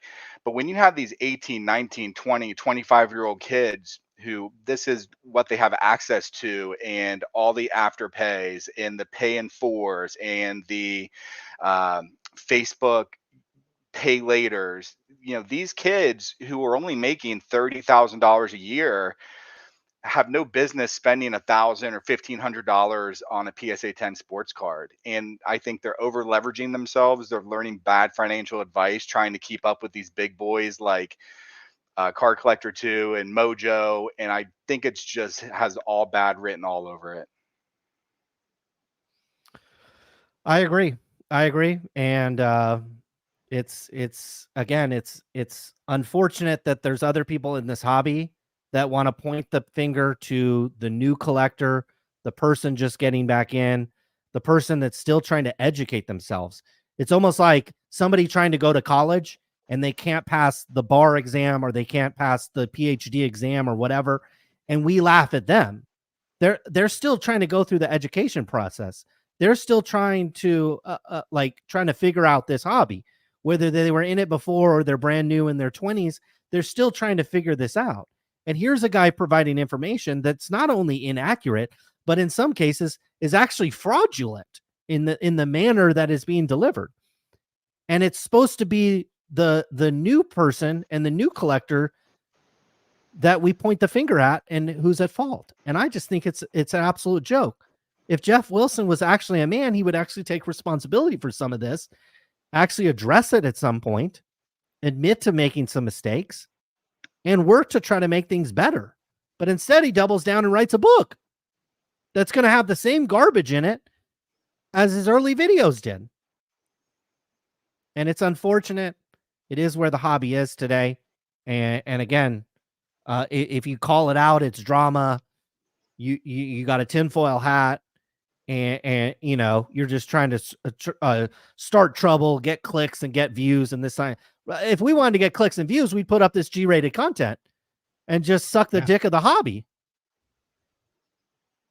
And go Anyways, find guys, that's all I got for you. I man, really appreciate thank your you. content, man. I love it. Yeah, thanks for thanks for the comments and the honesty, and we appreciate it and wish you the best of luck. Call us anytime. Take it easy, gentlemen. Thanks, John. Thank you. Well, one thing that happens is the reason why there is no pushback on Jeff Wilson is he's threatened to sue anybody who talks about the pump and dump or talks about the PPP. We're not the only ones who got lawsuit threats from Jeff Wilson. Think about how many DMs Jeff Wilson has sent out, angry DMs to people that he's sent out, that the people have backed down and stopped talking about him. So you literally can't talk about him, or he will threaten a lawsuit against you. Here, I mean, here's DMs. Here are DMs from people. I strongly suggest you stop falsely claiming I charge for investment advice. I take libel and disparaging and malicious attacks on my character very seriously and will send an army of attorneys after you if this continues. He said he will pursue copyright violation and seek damages. Try me. That's from the hobby hero, Jeff Wilson. This wasn't to us. This was to somebody else who was trying to call Jeff on his bullshit.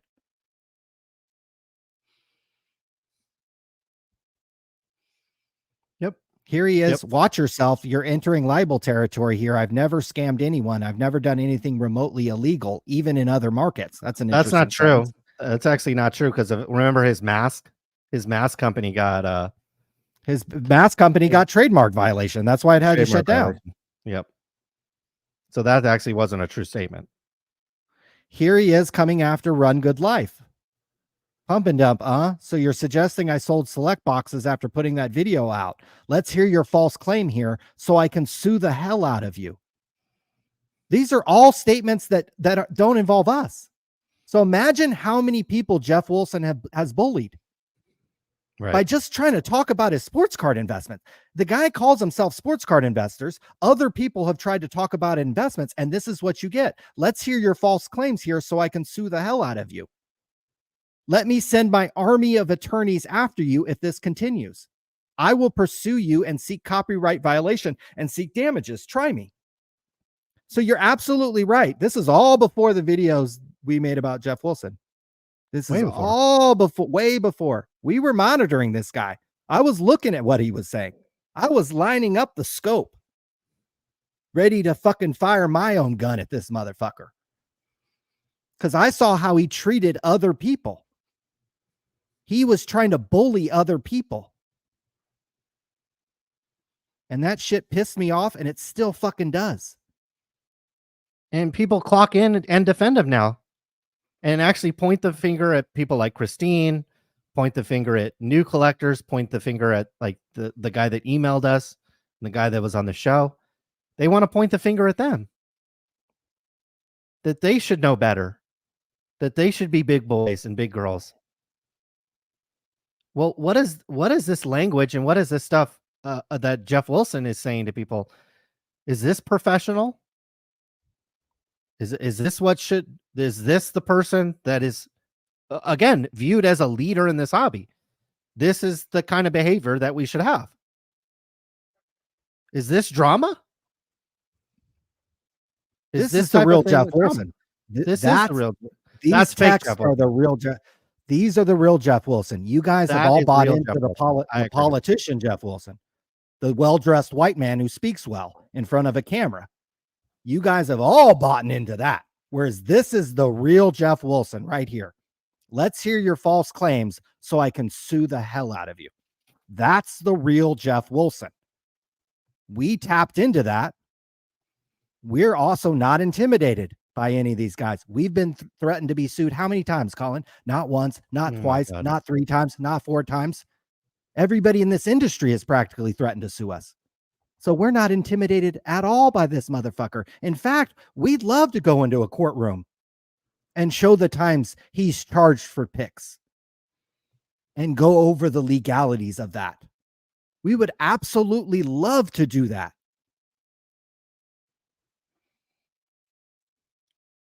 Where are all the people? How long ago did Jeff Wilson threaten to sue us? Wasn't that like 2.5 years ago? Where are all the podcasts and all the YouTubers that day were like, oh, Jeff has a real point. Oh, those sports card radio guys better hire a fucking lawyer. That's how naive and stupid this industry is. They listen to Jeff Wilson. When he's proven to be a fraud, they still stand behind him. Time and time because again. They think it's good for the hobby. He's good for the hobby. If you've been around long enough, yeah, you can see right through Jeff's bullshit. But you guys claim every email we get, every time I meet somebody in person, I care about the hobby and I am all about this and I'm all about the kids and I'm all about this. If you guys are all about the kids, you better start worrying about who they get funneled to first, either the gamblers or they get funneled to Jeff, to Mojo, to Ross, to Card Collector 2. They don't come here. We don't want them. I don't want newbies emailing me. Who should I send my card to?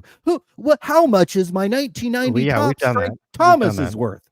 We've done that, guys. There's 3,000 articles on this fucking stupid website. So we've been there, done that, profited off of that. There needs to be more people in this industry dumbing down and G-rating this stuff and also not afraid to stick up to Jeff Wilson. But I doubt that's going to happen because I bet Jeff still bullies people. Jeff still sends threatening messages. Maybe he does it a little more covertly. He doesn't put it on public. Look at this. The date of this tweet, December 6th, 2021. Bet you can't find a video that mentions Jeff Wilson on Sports Card Radio before this date. I started watching this guy a year before I fucking made a video about him because I'm like, who the fuck is this motherfucker? Telling people to fucking watch themselves, telling people he's got an army and of an attorney. Who the fuck is this motherfucker? Then he got not 1, but 2 PPP loans. Getting 1 PPP loan, hey, everybody and their brother got one. To get the second one, your business actually had to decline. What did everybody tell us? Oh, guys, you don't understand. They said, Sports Card Radio, you don't understand business. His 352 business is separate from Sports Card Investor. Then why did every single employee at 352 work on Sports Card Investor? That's funny. Did any of those content creators who said that came back and apologized to Sports Card Radio or said, no, of course not. No, of course not.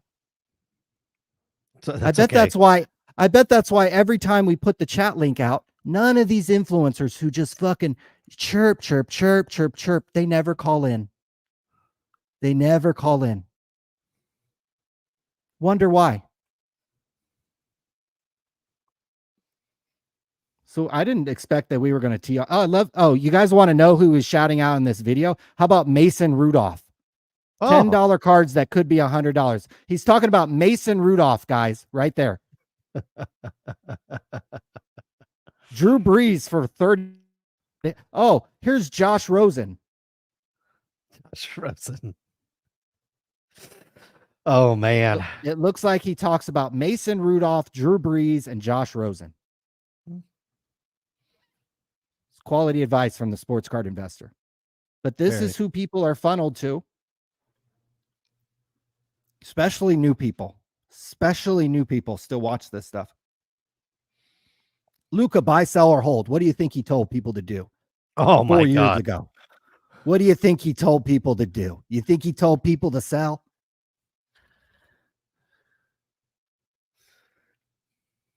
And these are all just he's deleted half his shit. He's deleted half his shit because it proved his illegal pump and dump scheme.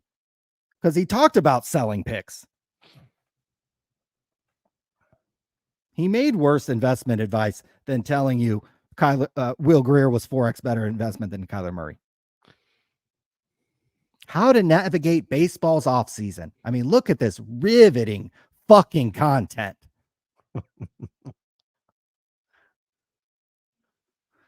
Just interview some of the ladies in the office. That might be better content. No shit. So do we have anything else to say about Jeffrey Wilson? Everybody else will be too scared to talk about him because they're going to get a free book from him. Right. Or that you shouldn't be talking about him and that, you should know better. You should know better. You should know he's just a fraud or whatever. And we should just ignore him or whatever.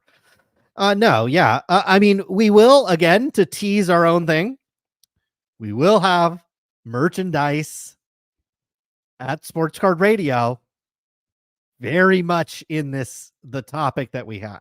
So we might have to revisit this topic next week because I will probably have some things ready to go here. And these are going to be really, really, really good. And you're definitely going to want to be one of the first people, and they're going to be limited. Unlike Fanatics and Tops and Panini that just print the crap out of everything, it'll be limited. So, would you like to go to questions? Let's go to questions because I have work. Probably I should. Tim be working. Needs to make a book, Single Guy's Guide to Swiping. It'll be a national bestseller. Hey, you know what? I saw the Bumble CEO, who's a young lady, a pretty attractive young lady. So I think she used to work at Tinder too. And so this lady was like, she was like, in the future, you're going to have your AI kind of preloaded. And then the girls you're trying to match with are going to have their AI. And so your AI is going to chat with the other girl's AI. And that is how you're going to match in the future. I love it. Instead of swiping and messaging and calling AI and doing all this shit, your AI is going to chat with the other girl's AI and just kind of match you. And then probably just set everything up. Set everything up. Just set everything up. And you're just going to get a notification. No, the Uber is probably just going to show up. Uber's 7 minutes away. You're going to get in the Uber. You're like, well, I don't know if I'm going to the bar, the concert, or, we're going to meet on the corner, or I'm just going to go to her house. Your AI will set all that up. You're the type of guy that just likes to go to her house. You're not going to go to the bar or the restaurant or the movie theater. Who wants to spend money? Yeah, exactly. Right, exactly. So your AI is only going to link with the girls that are ready for you to just come over, or her get in the Uber and come over to your house. And so you're going to be able to have that set up. And I just thought that was interesting. Like I've thought a lot about AI, but I haven't really thought about it in that context. And I was like, wow, that's actually kind of interesting. It'll apply to jobs as well. In the future, you're not going to apply for a job. You're just going to have your AI, and then you're just going to get notifications on your phone. Do you want to accept this job? You're not going to have to interview. You're not going to have to resume. You're not going to have to write cover letters. Your AI is going to do all the talking for you, and then you're just going to get a job offer. Same with Bumble. Instead of swiping to it's swipe, and the Uber is going to bring the girl over. So I just thought that was interesting. Sounds algorithmic. Will Grier, GOAT, like Gretzky. Guys, if you like Will Grier, if you like Jeff Wilson, if you like lawsuits, You're gonna love the merchandise that's coming very soon for Sports Card Radio. You're gonna absolutely love it. You didn't ask him anything about his sex life. I blew it. Oh, maybe it's the one. Yeah, maybe next time. Christina, we did drop the line. Now CB Hobby came through, Ryan. I mean, That's this the is unbelievable. relations. Colin Ryan, who's cuter. CB Hobby is the cutest one out of everybody. So It definitely, he's looking real cute these days. And he says, "I'm a 4 times better investment than Ryan." That's what he heard. And I think he heard. I correct. agree. He heard. I correct. agree. Thank you, CB Hobby. Really appreciate it. And I think he did invite you also to eventually. Yes, there was another one. Come to a strip club in Green Bay. Let's go. I don't know if you saw this on Twitter, but there's a porn star that follows Sports Card Radio, Okay. follows us on Twitter, and routinely interacts with our content. Really? A male, not a female porn star, a male sports, A male. a male porn star Okay. who has videos that are out there that are there, and Wow. and looks like he's having. He should pop on. I want to know about Right. the life of the. So male yeah, if porn he's star. listening, I remember it's like a while back. He he always has like and it was like last week. I can't remember what he said, but like, it was you did the tweet where there was the prostitute that got arrested in Las Vegas because the guy tried to pay her with like a PSA 5. That was fake. Jordan. Fake story. Okay, that was a fake story. Okay, Definitely. but I think he responded to that like, "I'll bring cash next time" or something like that. So I think it's on here. I think this is actually where it originated because I saw it on Facebook, or I saw it on some Facebook group, but I think that this is where it originated right here. Escort booked on assault charges after client tries to pay her with trading cards. So this is likely fake, but okay. This is now it was noted that it was an SGC4 Michael Jordan with, I think it's several thousands of dollars, multiple. Now let's go back to the pic of the young lady there. Okay. Would you, let's assume it's a, maybe slightly more than an hour, $2,000 or $3,000 for an hour seems like a lot. But let's assume it's like one of these multi-hour dates where maybe walk to the casino, grab a drink, grab a dinner, go up, do that kind of thing. Is it worth is that right there a PSA 4 Michael Jordan? No. Wow. You No, don't think so? Because an SGC4, what is that? That's what I'm saying. It's like a multi $2,000. And like this girl would have to commit for like, because for $2,000, I mean, if you wanted to say you were in Vegas and you wanted to get laid or whatever your thing is, you want to get laid. If you had $2,600 cash, now if you just had a Jordan rookie, you'd be screwed. But if you actually did have $2,600 in cash, I mean, you could have a plethora of women potentially that were as attractive as this young lady, flowing through the hotel. So $2,600 for one girl, not my thing. Unless what she's if it was wife, like an overnight? What about an overnight? I could see that, but again, I don't know why you wouldn't want to spread that around. Like, why wouldn't you just want to have her up and then maybe a double? You only have one SGC4 Jordan. Oh, I see. So you actually have to trade the card. I mean, if you weren't into the card for very much, then yeah, I would trade a fucking PSA 10 Michael Jordan if I wasn't into the card very much. And I thought, oh, this would be a fun night. All right. So I think if she stayed overnight, I think if there was some other things involved, like maybe some narcotics or a third girl, we could be getting in the range where it's appropriate to spend that kind of money. Okay. But $2,800? Ooh, I mean, yeah, she should have took that. I mean, yeah, if this was actually real, like she's stupid for not taking it, because it's like, dude, an hour trick for $2,800. Like, what are we even talking about? Like, girls don't get that kind of money, like, unless you're famous or something, I guess. Okay. All right. Okay. Christine confirms we're both equally good looking. Queen City Cards, go to Burbank Card Show to confront LA Breakers in LA Cruz heist attempt. How they still have cred to be at Burbank. Go and confront.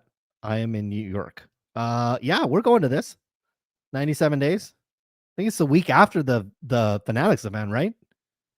This Yeah, is we the week have a after we have a Fanatics, right? table at this. Yeah, we have a free Oh, table. we have a table at the- this. Oh, did you say the word I comp? just say free. I Did just you said say comp. comp? Yeah, I Oh, said wow. comp table.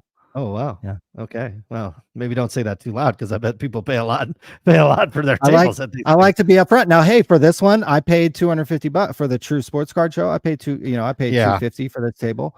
So we don't not everything is comped in the sports card radio world. Shout out! I am So getting a free room. I'm getting a free place to lay my that's what I'm head. So talking about. Hey, that's gonna make it slightly less unprofitable.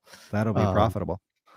But hey, there's gonna be corn dogs there. I think last time they had food trucks and there was like corn dogs.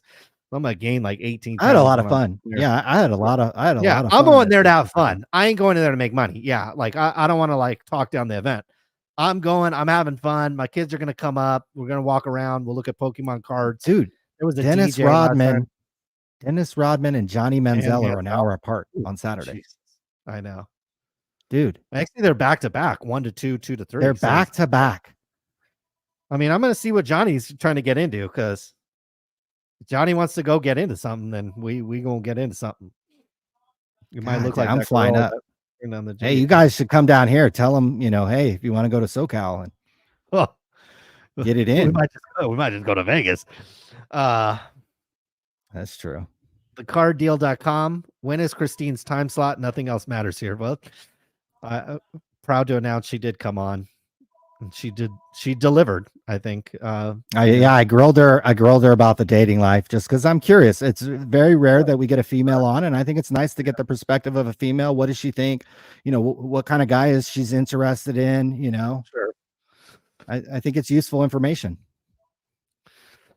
CB Hobby was very generous tonight with the 99. I don't know what the total was, but it was a lot. We about to pick up our girl. Yeah, she might be worth that. Wow, that is true. Philip Fabiani with the $10. Last time I got laid was when Geoff screwed me in the hobby that I love. Man, I agree. That's rough. Hopefully you use protection.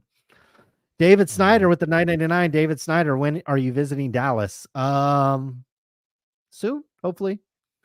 Elon has not contacted me about the Cybertruck, so just waiting on that. I see those everywhere. I've been seeing. I know. Everywhere. Why don't I? Well, come on, I maybe it's all white one. That was dope. Yeah, that's all white one. That was hella dope. I gotta trade in one of my Teslas to get one. Maybe that's what he's worried about. Burt's Card Care is legit. Semen-based juice. It works. Wow. Maybe it's like Viagra. Philip Fabiani with another 10. Thank you, sir. Christine is a hero the hobby needs. Bring out the flip-flops to clean it up. Couldn't agree more.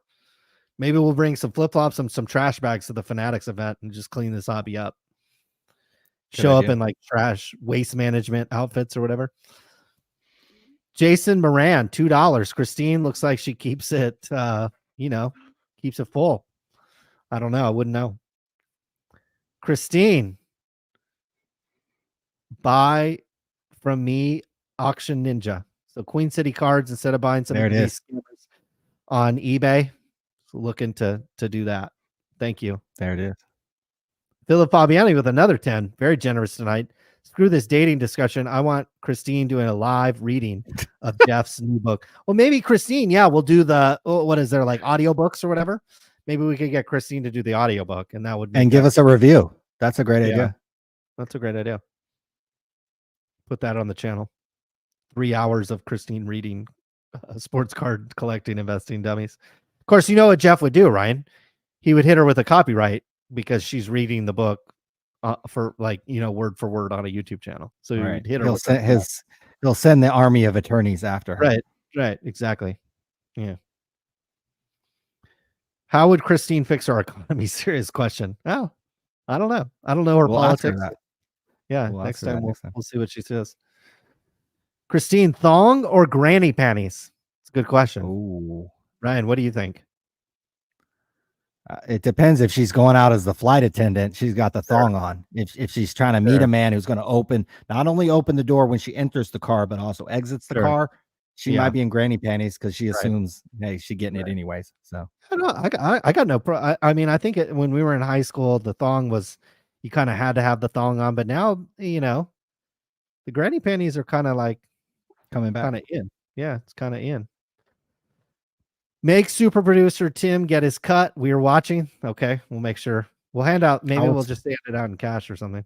I was going to hand it out at Burbank, but I got distracted, so I got to make a drive down to the beach, and we're going to do a. Well, I mean, the way YouTube works is you get paid on the 21st, but it's from the previous month, and so when you get paid in May, it was for what happened in April. So you wait 30 to even upwards of maybe even longer than that to actually get paid. So it's really next month you'll actually get the payment. And understand too, if it's made through an Apple device, Apple takes 30%. So does Google. And then Google takes 40% of that cut. So it's a lot. If you think eBay fees are a lot, there's a reason why Google and Apple are worth a hell of a lot more. Jason says Tim will probably get killed in a Ron Goldman-esque way. Can't wait to watch the documentary. Yep. Wow. That'll be tragic when that happens. Yeah. We'll make sure we cover that here on the channel. Have maybe we'll have a grieving episode. We need SCR hoodies. That might come. We'll have some drops here soon. I need that SCR merch ASAP. Guys, next week. It's not merch that you wear, but you are going to love this. Love this. And it's going to be very limited. Very limited. We're talking less than probably 25, 30 are going to be available. So if you're going to want one, you're going to have to move quick. Boss Man Sports Card. Howdy, gentlemen. Let me help sell out. Let me pay for your hotel for this weekend show up in Rockland. Thank you, sir.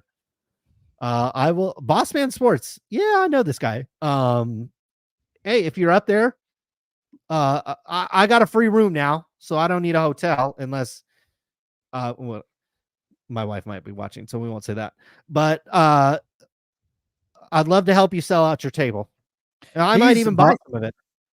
I see Boss Man every time at one of these shows. Yeah. I think he works for the Modesto Nuts now. So Boss Man's a good guy. He's got a good YouTube channel, opens a bunch of cards. So definitely check out our boy Boss Man. I have to get to a Nuts game at some point.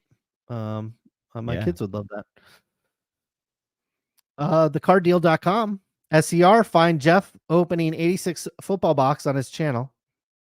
Please post a video on this. He can barely sleeve a card. That video confirmed fraud. Yeah, I think he got like huge views on this. This one? 180,000. Yeah, must be that one. It's opening 86 football. Flipping through the cards. It's a great set. Got it. Those cards are amazing. You just got them all laying out there. I mean, you think you'd have like a little box. I usually have a little I mean, I don't rip a lot of boxes, but I got tons of cards laying around these days. Oh, it's got the gum. He's probably got the little trim and the wax and the Kurtz card care off to the side. You can't see it yet. That's a Peyton. That's worth something. SCR still has a closet full of BBB shoes. That's right. I still got my BBB sweater. I still got it. It's peeling. I mean, it immediately started peeling, but now I don't run it through the dryer, so it still says BBB. That's right, baby. BBB for life. Damn right. Undefeated, never lost. D1 Cards. Any recommendation for a software or program to make your own website? Yeah. So depends on what website you're making. If you're making a e-commerce website where you're trying to sell items like baseball cards or whatever it is, Shopify. This is unpaid. I did recommend Shopify to a paid subscription as a stock, and I think we closed it out up 16% or something. So it's a decent stock. I wouldn't buy it at this price right now. But yeah, Shopify for an e-commerce, for an informational website, WordPress, and you're going to have to get web hosting through somebody. but there are these web hosts where you can sign up and they'll because to install WordPress, you kind of have to know the back end, but they'll install it for you, or go to like Fiverr or one of these like freelance sites and find somebody with a lot of reviews and have them set it up for you. And maybe give them a logo and give them like the menu bar that you want. It's okay to pay for a template too. Don't pay more than maybe like $20 or $40 for a template. Like anything more than that is kind of insane. But feel free. Like if you don't know how to set up the website, don't let that stop you. Go to somebody on Fiverr, and I wouldn't pay more than like $30 or $40 to have somebody like set it up and get it running for you. $100 is a little egregious. They're setting this up in like 10 minutes. It's not more than 10 or 15 minutes of work for most people, unless they're doing some really advanced stuff, which usually they aren't. But yeah, find somebody that'll set it up for you. Get some, you don't even need good hosting. Just get a domain on GoDaddy. You can get the hosting on GoDaddy. If you start getting a lot of traffic, that's a great problem to have. Then you go transfer it to AWS or Liquid Web is who we've been using. We've used these guys for a long time. They're not the cheapest, believe me. These guys are not cheap. Definitely not cheap. But I have not had any problems, or had very few problems with websites that I have hosted here. So there you go. More questions. You know, we've made a living and a career off websites. Do you have any blue rolling test sheets in your collection? Actual printing plates? Would printing plates and printer test sheets before actual uncut sheets of cards be super scarce? I would assume they'd be scarce, but I think it's a question on how much demand there are. Because there's cards obviously in the hobby that are not scarce but are really valuable because the demand is really high. With the printing plates, you'd have to really get Jeff Wilson to pump it, and then the demand would go up or something like that. But in my opinion, like if you like them, if you enjoy them, like, you know, by all means, like just buy what you like and buy what you like to collect. I even buy the stuff that I buy to resell is stuff like that Tiger Woods card I showed earlier. I like that card. You know what I mean? Like I buy stuff to resell that I like, so that, you know, there's that. And if you like the printing plates, by all means, they're probably definitely scarce. But there's just not a lot of, you know, awareness on them. Tim, do you like error cards? That was from David Snyder. We'll have to check in with Tim. He went off with his Ukrainian little model. That's right. So yeah, we'll have to check in on the date on how that went. So it looked like he was maybe going to consummate something tonight. So we'll see. Folks, it is now 8:04 Pacific time. Over 11 o'clock, past 11 o'clock on the East Coast. Thank you all very much for tuning in on this Thursday night. It's a wonderful Thursday night. You're going to want to come back next Thursday. Probably have more dating discussion, more Tim's sex life discussion. Ryan will probably be talking about what's going on in the great, beautiful section of Southern California. I might actually have a new job next week. That is for real too. So we'll see. I think that's definitely going to happen. Same job, maybe different company. Actually, is what's likely to happen. There we go. Yeah, and that'll be exciting. Honestly, it'll be real. I'll be excited when that day happens. That'll be celebration time. And we'll potentially have merchandise next week for you to potentially purchase, and it'll be very limited quantities. There's going to be a few people that get free copies of the merchandise, and that'll all make sense next week. But maybe the next week, we'll see. I might get busy next week, but in the next 2 weeks, we'll have something. Guys, I hope you all have a wonderful night. Thank you all for tuning in and for the support. We had huge support tonight from a lot of people. David Snyder, Philip Fabiani, Queen City Cards, Christine always with her contributions. CB Hobby, though. Not CB one, not two, not three, not four, but $5.99 super chats. Homie's straight up balling. So we gonna go find our little hooker over here. we gonna find a Game couple on. of them. So CB Yeah. Hobby, if you want to meet us in Las Vegas next time we're there, needless to say, maybe a half hour to an hour. We going to Green Bay. We going to Green Bay. We Or that. Yeah, that might be the club. whole night for $500. Damn right. Compared to Vegas and LA prices. Thank you all for tuning in. We'll be back some other time, some other place. You know what time it is. Screwed up the outro. We'll be back next week. We're out of here. Lot of talking, not a lot to see. Up in the millions like 2.3. But Geoff got it all, getting off scot-free. Try to talk tips like we're talking about stock, but you're talking about men printed on cardstock. When you open your mouth, I take it with a grain of salt.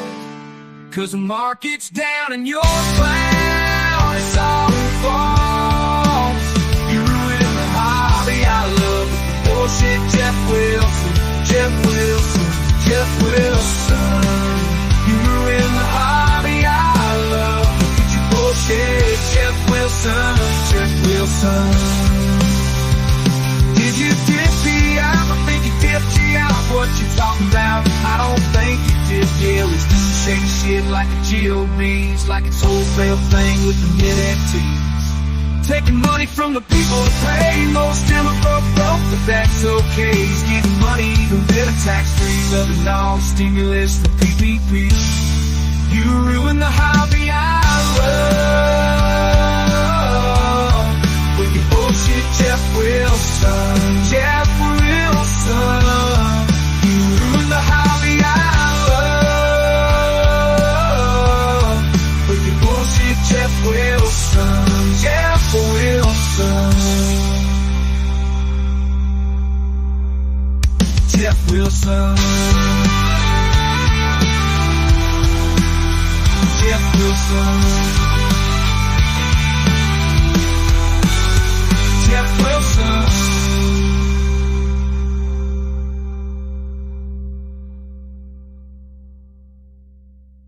What's going on with that PPP? You done a lot of talking, not a lot to see. Up in the millions like 2.3. But Geoff got it all, getting off scot-free. Try to talk tips like we're talking about stock, but you're talking about men printed on cardstock. When you open your mouth, I take it with a grain of salt. Cause the market's down and you're found. It's all false. You ruin the hobby I love with the bullshit, Jeff Wilson. Jeff Wilson. Jeff Wilson. You ruin the hobby I love with your bullshit, Jeff Wilson. Jeff Wilson. Did you dip me out? I think you dipped you out. What you talking about? I don't think you did. Yeah, it's just the same shit like a Geo means, like it's wholesale thing with the mid-teens. Taking money from the people that pay. Most of them are broke, but that's okay. He's getting money, even better tax-free. Loving all stimulus, the PPP. You ruin the hobby I love with your bullshit, Jeff Wilson. Jeff Wilson. You ruin the hobby I love with your bullshit, Jeff Wilson. Jeff Wilson.